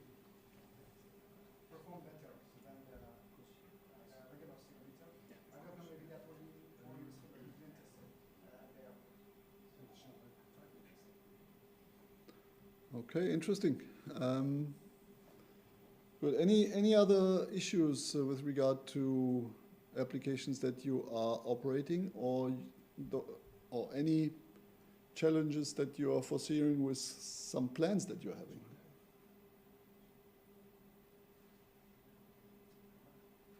Okay. Then let's leave this aside and go to the more abstract stuff for you a bit. Need for spectrum protection of any kind of applications that you will use in your forecasting. And the first thing that comes to our mind is, and this is an everlasting task, is the protection of active and passive sensors, especially the passive sensors. because the active sensor is a kind of a radar type, and we are not experiencing so many issues there, but the passive sensors. And when you remember all the presentations that you heard the last 2 days, how many frequency bands are subject to potential interference from active services when we are not taking any regulatory action by implementing unwanted emission limits or any kind of protection measures. Here, my issue is that your interaction with the NRAs is, of course, is first-hand. So you have your list of applications, and you want the NRAs to protect that stuff. Have you ever looked a bit further from your plate and say, look, okay, there's more to the meteorological and earth observation stuff, and these active and passive sensors were in your, let's say, side lobe, and you gave this message to the NRAs whether these should be protected or not. So the question is, have you ever invoked with your NRAs already on that stuff? Maybe from both sides. Did your NCM approach you on this, or you as users, did you approach your NRAs on that stuff? Please. I would like to share what our methodology here. In order to be prepared for WRC 27 or any WRC, normally what we did, we established a national team. This team is, we call all entity who has a related agenda item in WRC. Let's say aviation, marine, army, whatever, operators and whatever. And we established this team under the name of the country. So this team is considered as a national team. So we list the whole agenda item and see which agenda item is related to the aeronautical. We said, okay, national spectrum, the entity from the airline, you have to follow up this and tell us what you think about the position. You know that the position is either A, no change, or B, change with some concern or object to it. And what I can advise here, the WMO, or the entity that is related to the meteorologies, they have to present in the national team. So what we did, we call already, we have invite our colleagues from NCM, to be a part of this team. So tell us, this is the agenda item, this is the frequencies, what your position, what you would like to be our position, which the position that it will meet your interest. Of course, there is some frequency that we cannot say yes or no, but we have to study whether if this frequency is going to be used by you, we will protect it, we will define, we will fight for it. But if the frequency will not be used by you, why we should say no to it?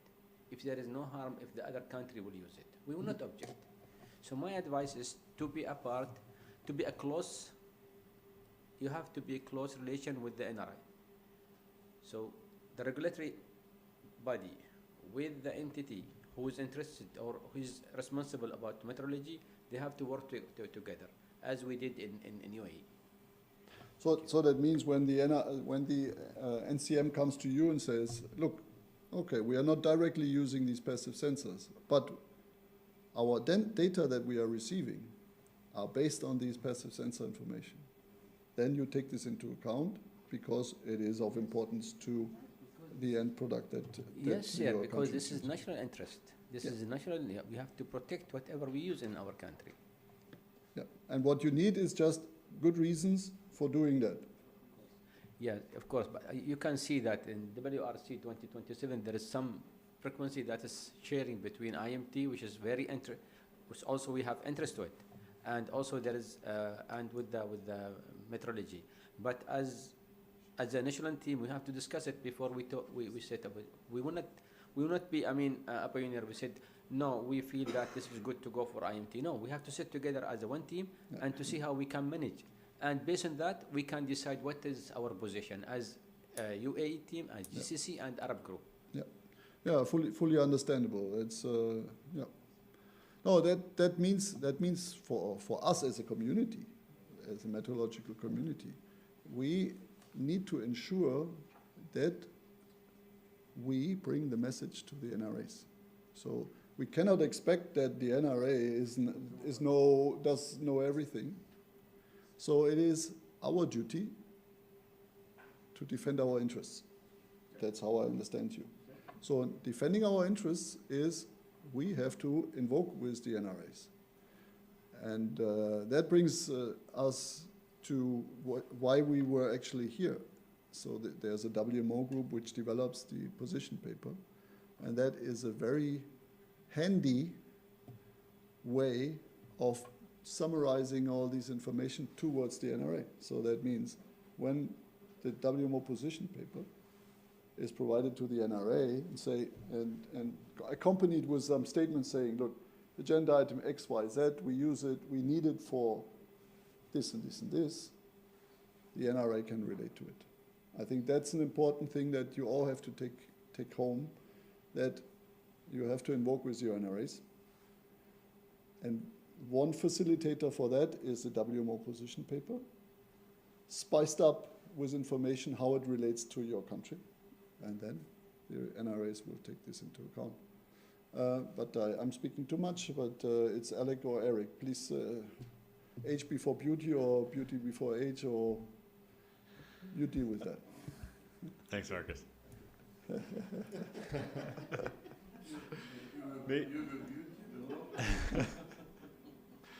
Maybe a question for the National Meteorological and Hydrological Service representatives in the room today. We know, and fantastic presentations earlier, we know many of you have engaged with your NRA for licensing and due to RFI issues, but can we get a show of hands of how many of you, if any, and it's okay if no one has, have participated in national preparatory processes for previous WRCs? Has anyone been involved in a previous WRC cycle? Excellent. That is more hands than I think we've seen in any other workshop yet, which kind of tells you where we're at. So I think you've hit the nail on the head that we need the WMO position paper. Regulators should see it because it's submitted to the ITU, but they need your help in interpreting it and understanding what is relevant in the WMO paper in the national context.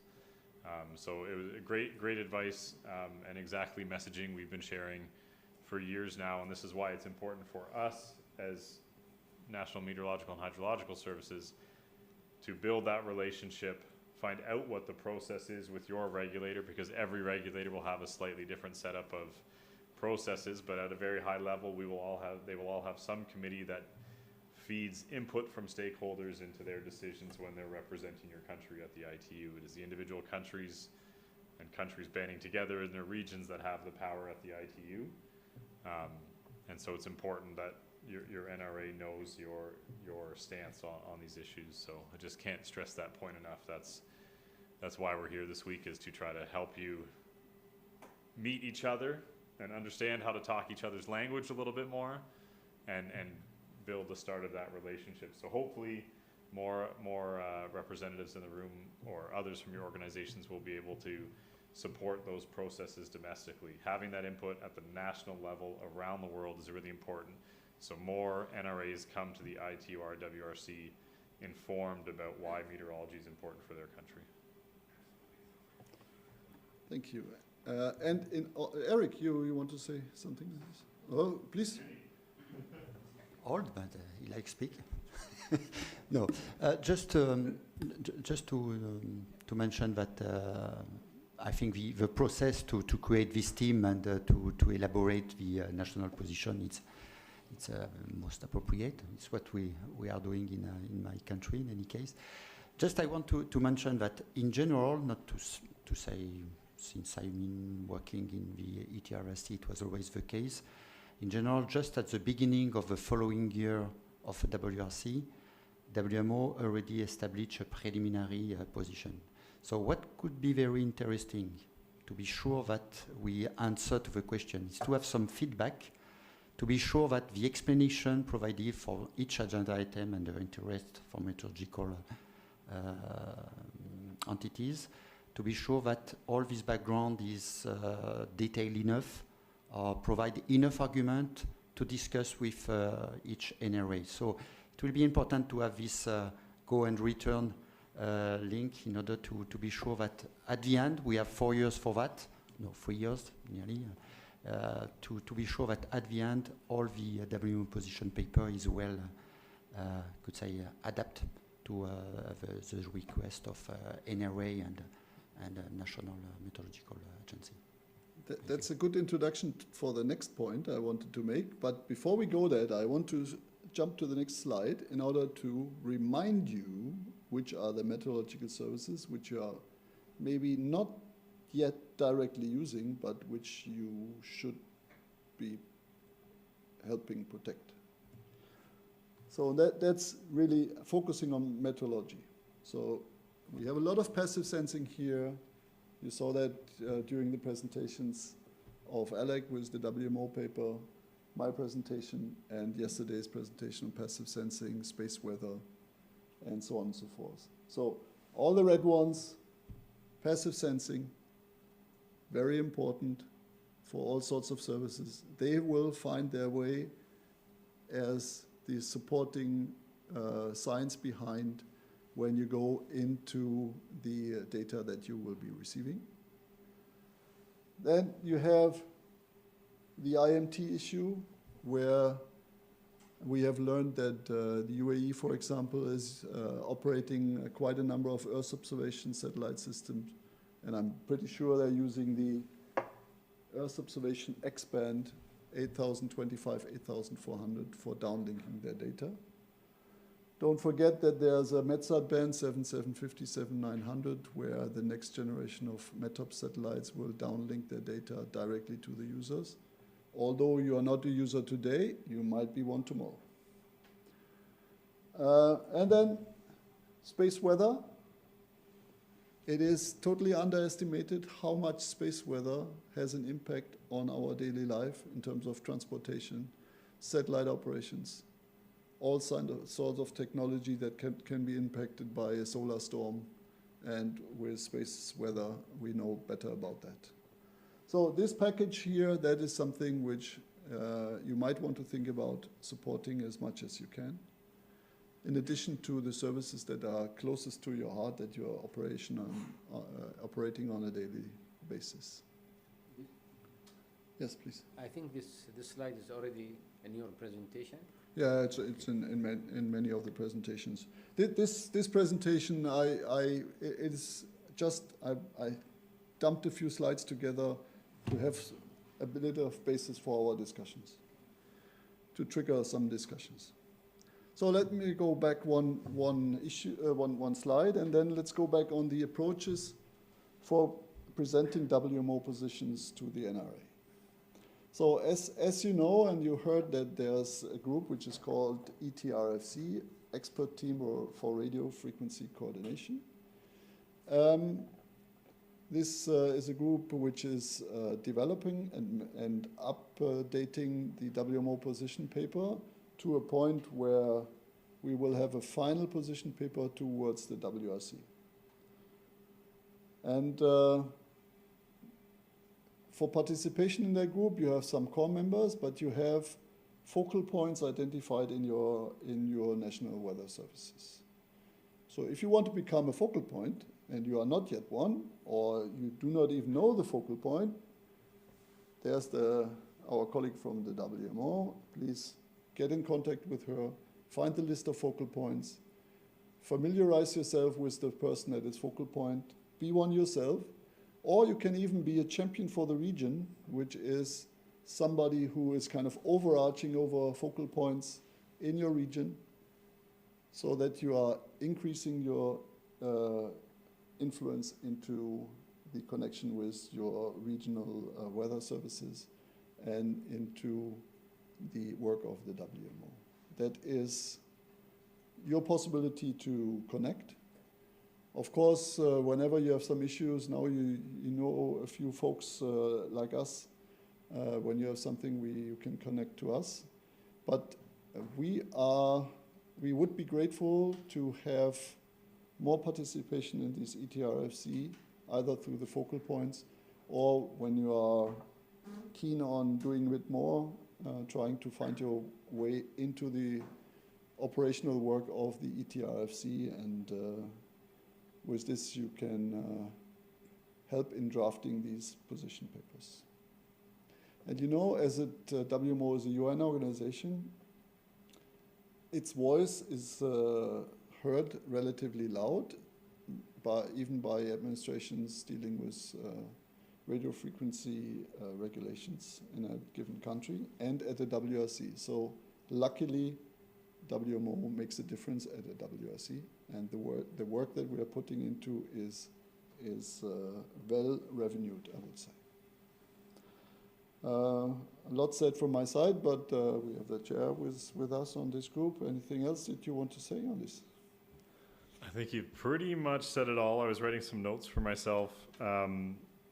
Yeah, we really encourage increased dialogue between the expert team and the national focal points. We want this to not just be us presenting and dumping information on you, but please keep us informed when you become aware of issues that you think might be relevant, especially in the international context.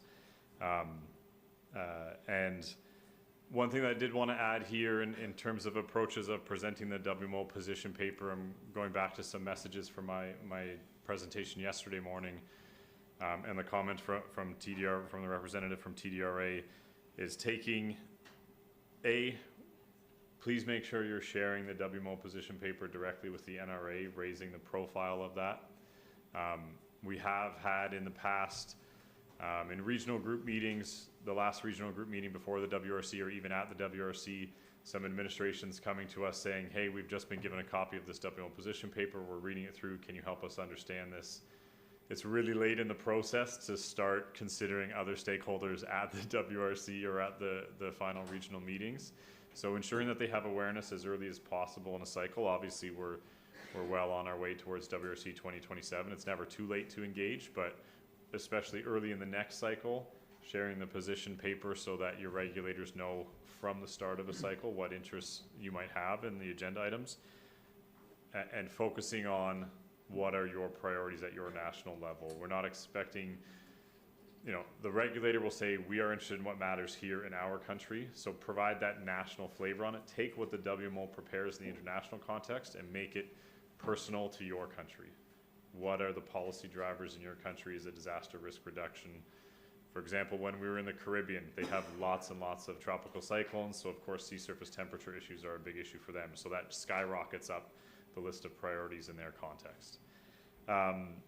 So find those policy hooks. Jan's presentation yesterday, the European Scientists for Satellite Earth Observation paper that makes the link to the Sustainable Development Goals. That's a great tool to translate the policy to science and the science to, the spectrum issues to science and the science issues to policy drivers. So remember to take advantage of those resources that we've shared this week. And yeah, we hope many of you will find a way to get the time to participate in your preparatory processes and at least build that for not only the responsive relationship with your regulator where you have an issue and you're going to them for help, but that proactive relationship with the regulator where you're forward looking. What are our future spectrum needs? What are the things we might use in the future that we want to ensure we still have access to when we're able to build this new system or access this new satellite? It's really important to not only it's very hard, especially for many countries in the world, the current fiscal situations, it's hard not to be just reactive, but we need to be forward looking too. We can't only look in the rearview mirror at things that we have that we're having issues with. We need to be thinking about what we need for the future as well. That's something that commercial industry is very good about doing, that we have been less involved in to this point. But we need that regulatory certainty moving forward as well. And yeah, Marcus, you mentioned regional champions. We had a discussion last week with the expert team on radio frequency coordination for the national focal points on radio frequency matters. We have had a discussion and are planning to implement a regional champions to try to help provide some more leadership roles for NFPs that are particularly interested in becoming more active in this area. So if you're interested in learning more about that, please come and talk to us afterwards. But yeah, from my perspective, fantastic contributions from the expert team members and our contributing scientists and experts who aren't part of ETRFC but have taken the time and effort to be here with us this week. Thank you all for the great participation, and I'll hand it on if anyone else had anything they wanted to share. I'm not done yet. Otherwise, I hand it back to you, Marcus. Sorry, I'm not done yet. I'm getting ahead of myself here. Yeah, you're getting ahead of you. Just to remind you that I am master of ceremony. So you speak, but I finish. So. See.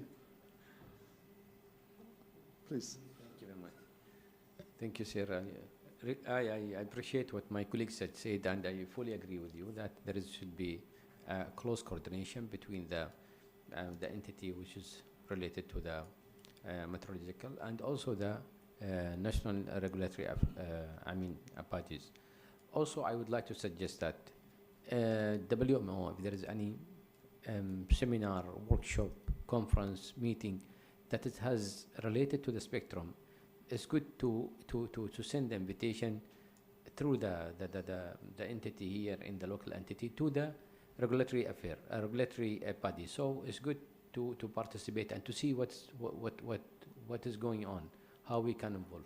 See, this meeting. This is the first meeting that I attend, or my team has attended, and we know a lot that there is a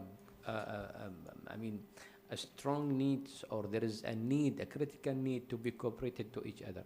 We know that a lot of frequency that is being used by the meteorological body, and we should, as regulatory, national regulatory body, should look to this and should work together and protect. So it's good to be a vice versa. If there is any meeting, workshop, seminar held or organized by WMO, it's good to invite this body to know what's going on. Yeah, thank you very much for this feedback. And that's what we are trying since a few years, that we are bringing those two parties together. So we know that the regulator, they are trying to do their utmost to satisfy all the requirements in one country. And the National Weather Services, they have their task to do. And we, as a kind of an overarching group for WMO, we have to try to bring them a bit together. And as soon as they have made connections, then half of the work is done. This issue was happening before, and since we start coordinating together with, let's say, in the aeronautical with the ICAO, they keep invite us, and we keep invite them. So we know what they need, and they know how we can protect them. From that time till now, we have very let's say harmonizing thinking. We look to the same page. Yep. We know, yes, they need this kind of frequency, and they know, sometimes they even know what is the challenge that we are facing in order to say yes or no. We do the same with the IMO. We do the same with the Ministry of Defense. So it's good to have very close coordination between the meteorological, WMO, and also with the national regulatory body. Yeah, and we see the first kind of fruits that we can harvest on this activity.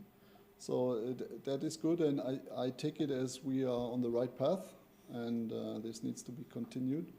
I have a few other hands. The Master of Ceremony asked, but... WMO wants to speak. Yes.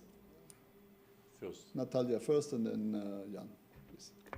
Thank you so much for your comments. I mean, it's the first time I'm participating in one of those, because it's the first one of those workshops we're actually doing. So as I mentioned in my presentation, we had a series of workshops in different regions, so we will continue that. What happened, for example, in Caribbean, now they send me stuff about their things, you know, we might not participate or might not have opportunity to send somebody, but at least we know things are going on, and sometimes they send me some summaries and things like that, so I encourage you to do the same. So you share from your side, and we'll continue sharing what we have. We also have presentations and discussions all on our website, so all stuff is there, so you can see what we discussed in other regions, for example, but the summary of this meeting will be there as well. So, but from our side, we went to our Secretariat leadership and asked our Secretary General to send letters to all those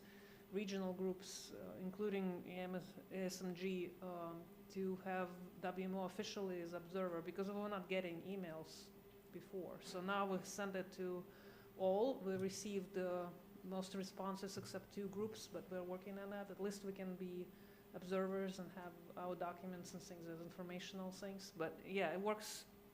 We're trying to do this coordination and stakeholder engagement as much as we can. But I encourage you, I can give you my email, or you can contact, the leadership of expert groups, so for awareness at least, to send information about your meetings, and we'll try to do our best to send information about our seminars and workshops to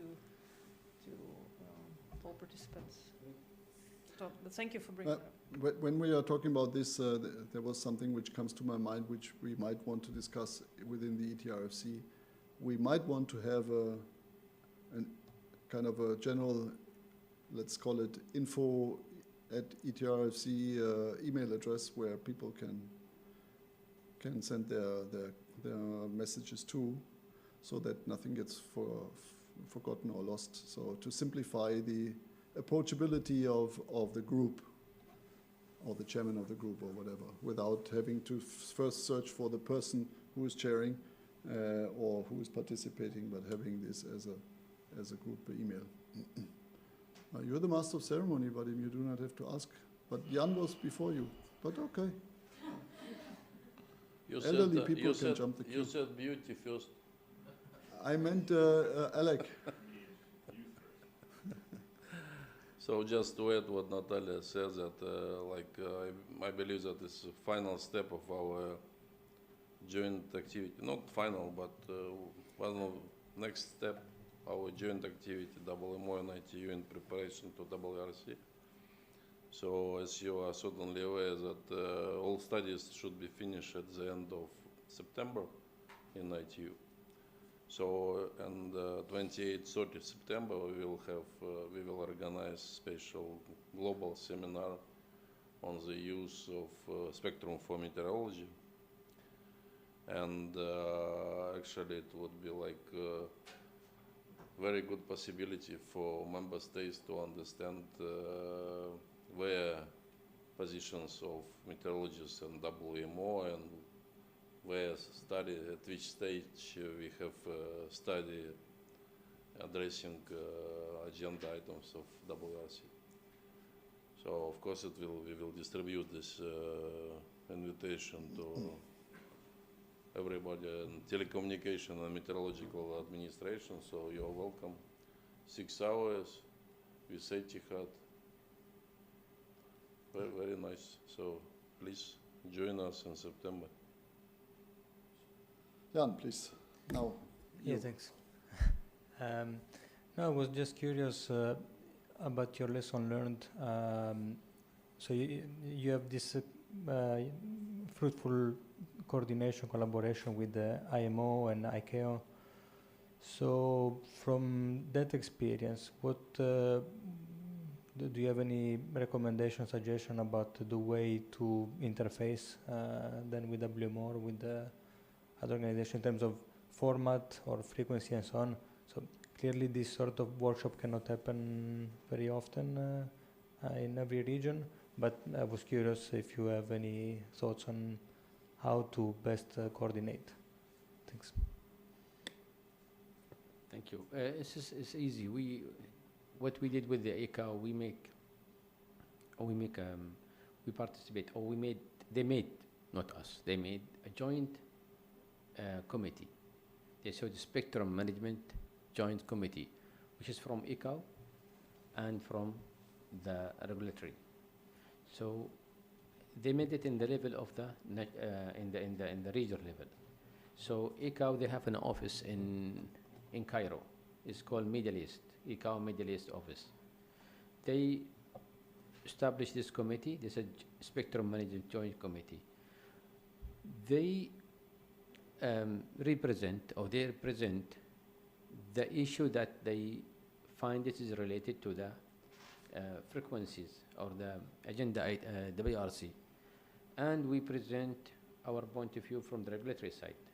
So this committee, this joint committee, they work together, and they go through the issue. It's not only related to the WRC, but also any other related to the national level, any related to the ICAO, aeronautical navigation, communications issue. And we work together in order to see what is the challenge, what is the solution from their point of view and from our point of view, and we raise it up to the high level. We agree and we do our recommendation. This is make, less bureaucracy in order to raise it from ICAO through ITU, from ITU go to the regional level, from regional level it go to the national level. This is long process, but if this committee, they keep, if sometimes they meet online, sometimes they send their point of view through email.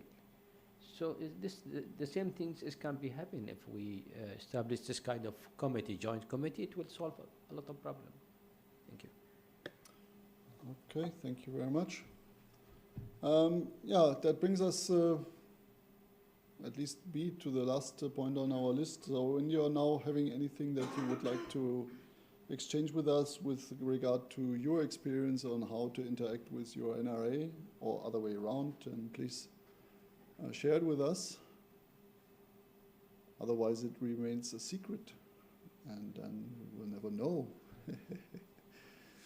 So please, don't be shy. Anything else that you would like to share with us? But Alec, please. I'll just reiterate another point from my presentation yesterday and stress the point of don't be afraid to ask for help. I'm sure all of your brains are overloaded with what you've heard over yesterday and today, but your regulatory authority agency is there to provide that support and help you get engaged in the process. So don't be afraid to ask them for information, how to get involved in preparatory processes, what's the right process if you need to report RFI. Hey, we have these stations that aren't licensed, but it seems like this is in a very good state in this region. But yeah, don't the language, everything can be very different in the ITUR and the regulatory context. If there's something you don't understand, don't be afraid to ask them for help. Ask them to help explain the positions your country have and why you have them. So it's important to keep that dialogue open and not be afraid of asking stupid questions. I asked a lot of stupid questions when I started, a lot of them. But fortunately, my regulatory authority was quite patient with me in the first year of this job. So there's a lot to learn about. So ask for help, and you can ask us for help too when it's something. If you have questions on the W1 position paper, you don't understand the position on one item, you want more information so you can better translate it to your local context, don't be afraid to ask for help. Okay. So can I conclude? I have only 2 minutes because I have small subject. And yes, I conclude. Thank you very much.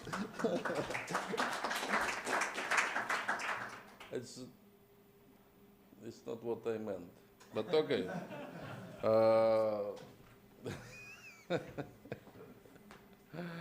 Can you imagine that I have to suffer with this gentleman already 30 years? Okay, so what I have to say is that, as I promise, I try to make for you some incentives to be very active, and it appears that only one gentleman wants to have my present, and it's Saleh, absolutely Al-Masabi, because he asked a lot of questions and not stupid like Alec. So we have, I have special we discuss a lot radio regulation. Yeah, in this 4 volumes, red volumes. So I have for you first edition of radio regulation, dated from 1906, which was published in. I mean, this is just imagine how lucky we are engineers in this time. So you don't need to read 4 books. It's just one. So, okay, please. Thank you for participation and enjoy reading. It's in French, by the way. So,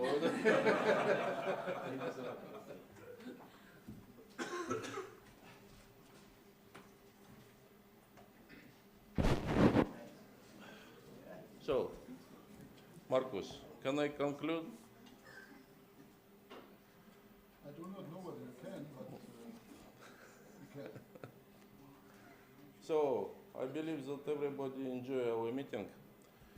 So, now we have formal 20-minute speech from Natalia. I believe she has to say something high-level political, and then we can conclude. I don't have anything political, but I just have a lot of thanks to give. So first of all, I would like to thank National Center for Meteorology for being such a wonderful hosts and for all the tours, catering, and transportation needs. I think it was absolutely amazing. So thank you so much. Also for our IT support, and you know, the meeting ran really smoothly. So again, many thanks to them. I would like to thank our online participants, because I think some of them, again, had to wake up early and stay up late. So many thanks for your engagement here. And of course, I would like to thank all of you for coming here and joining us with sort of marrying, you know, science and regulator. And, you know, it's a lot of technical information, but I know it's also important because we're discussing really the value of the Earth observations and radars and all of that. We definitely need protection, and we definitely need to have engagement like we discussed.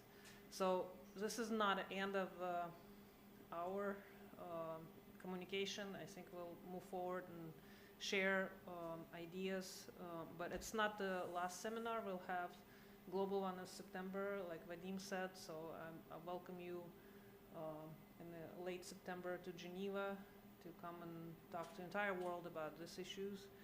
But again, there are a lot of things happening before the conference, so we will finish our position paper for WMO, and our Congress will approve it, hopefully.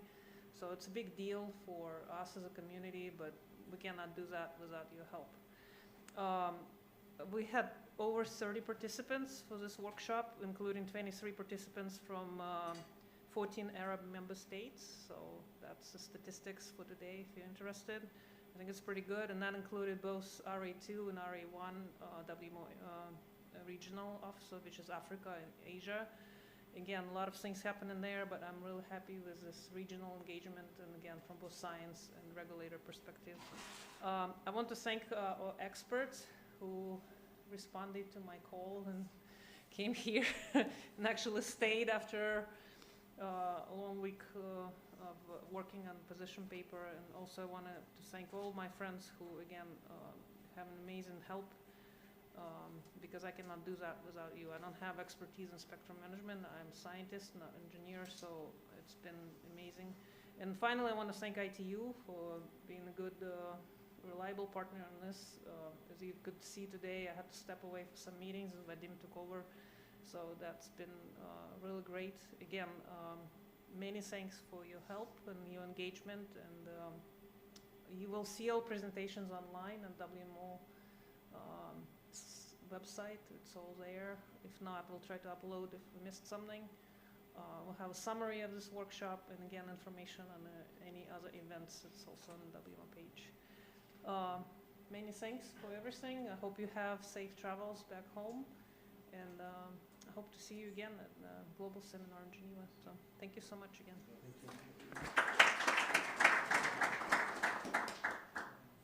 So Meeting is concluded. It's adjourned. Thank you very much again from my side as well. And have a nice trip home, safe. And we hope to see you soon somewhere in the discussing spectrum issue for meteorology.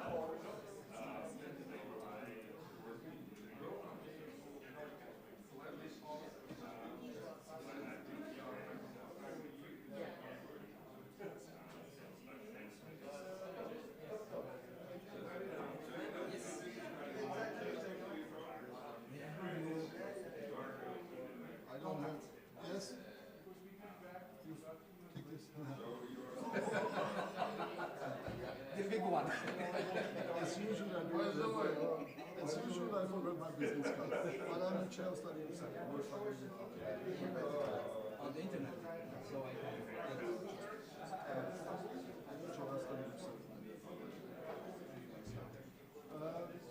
it's really a pity that I really don't have a microphone. But I tweet your email maybe.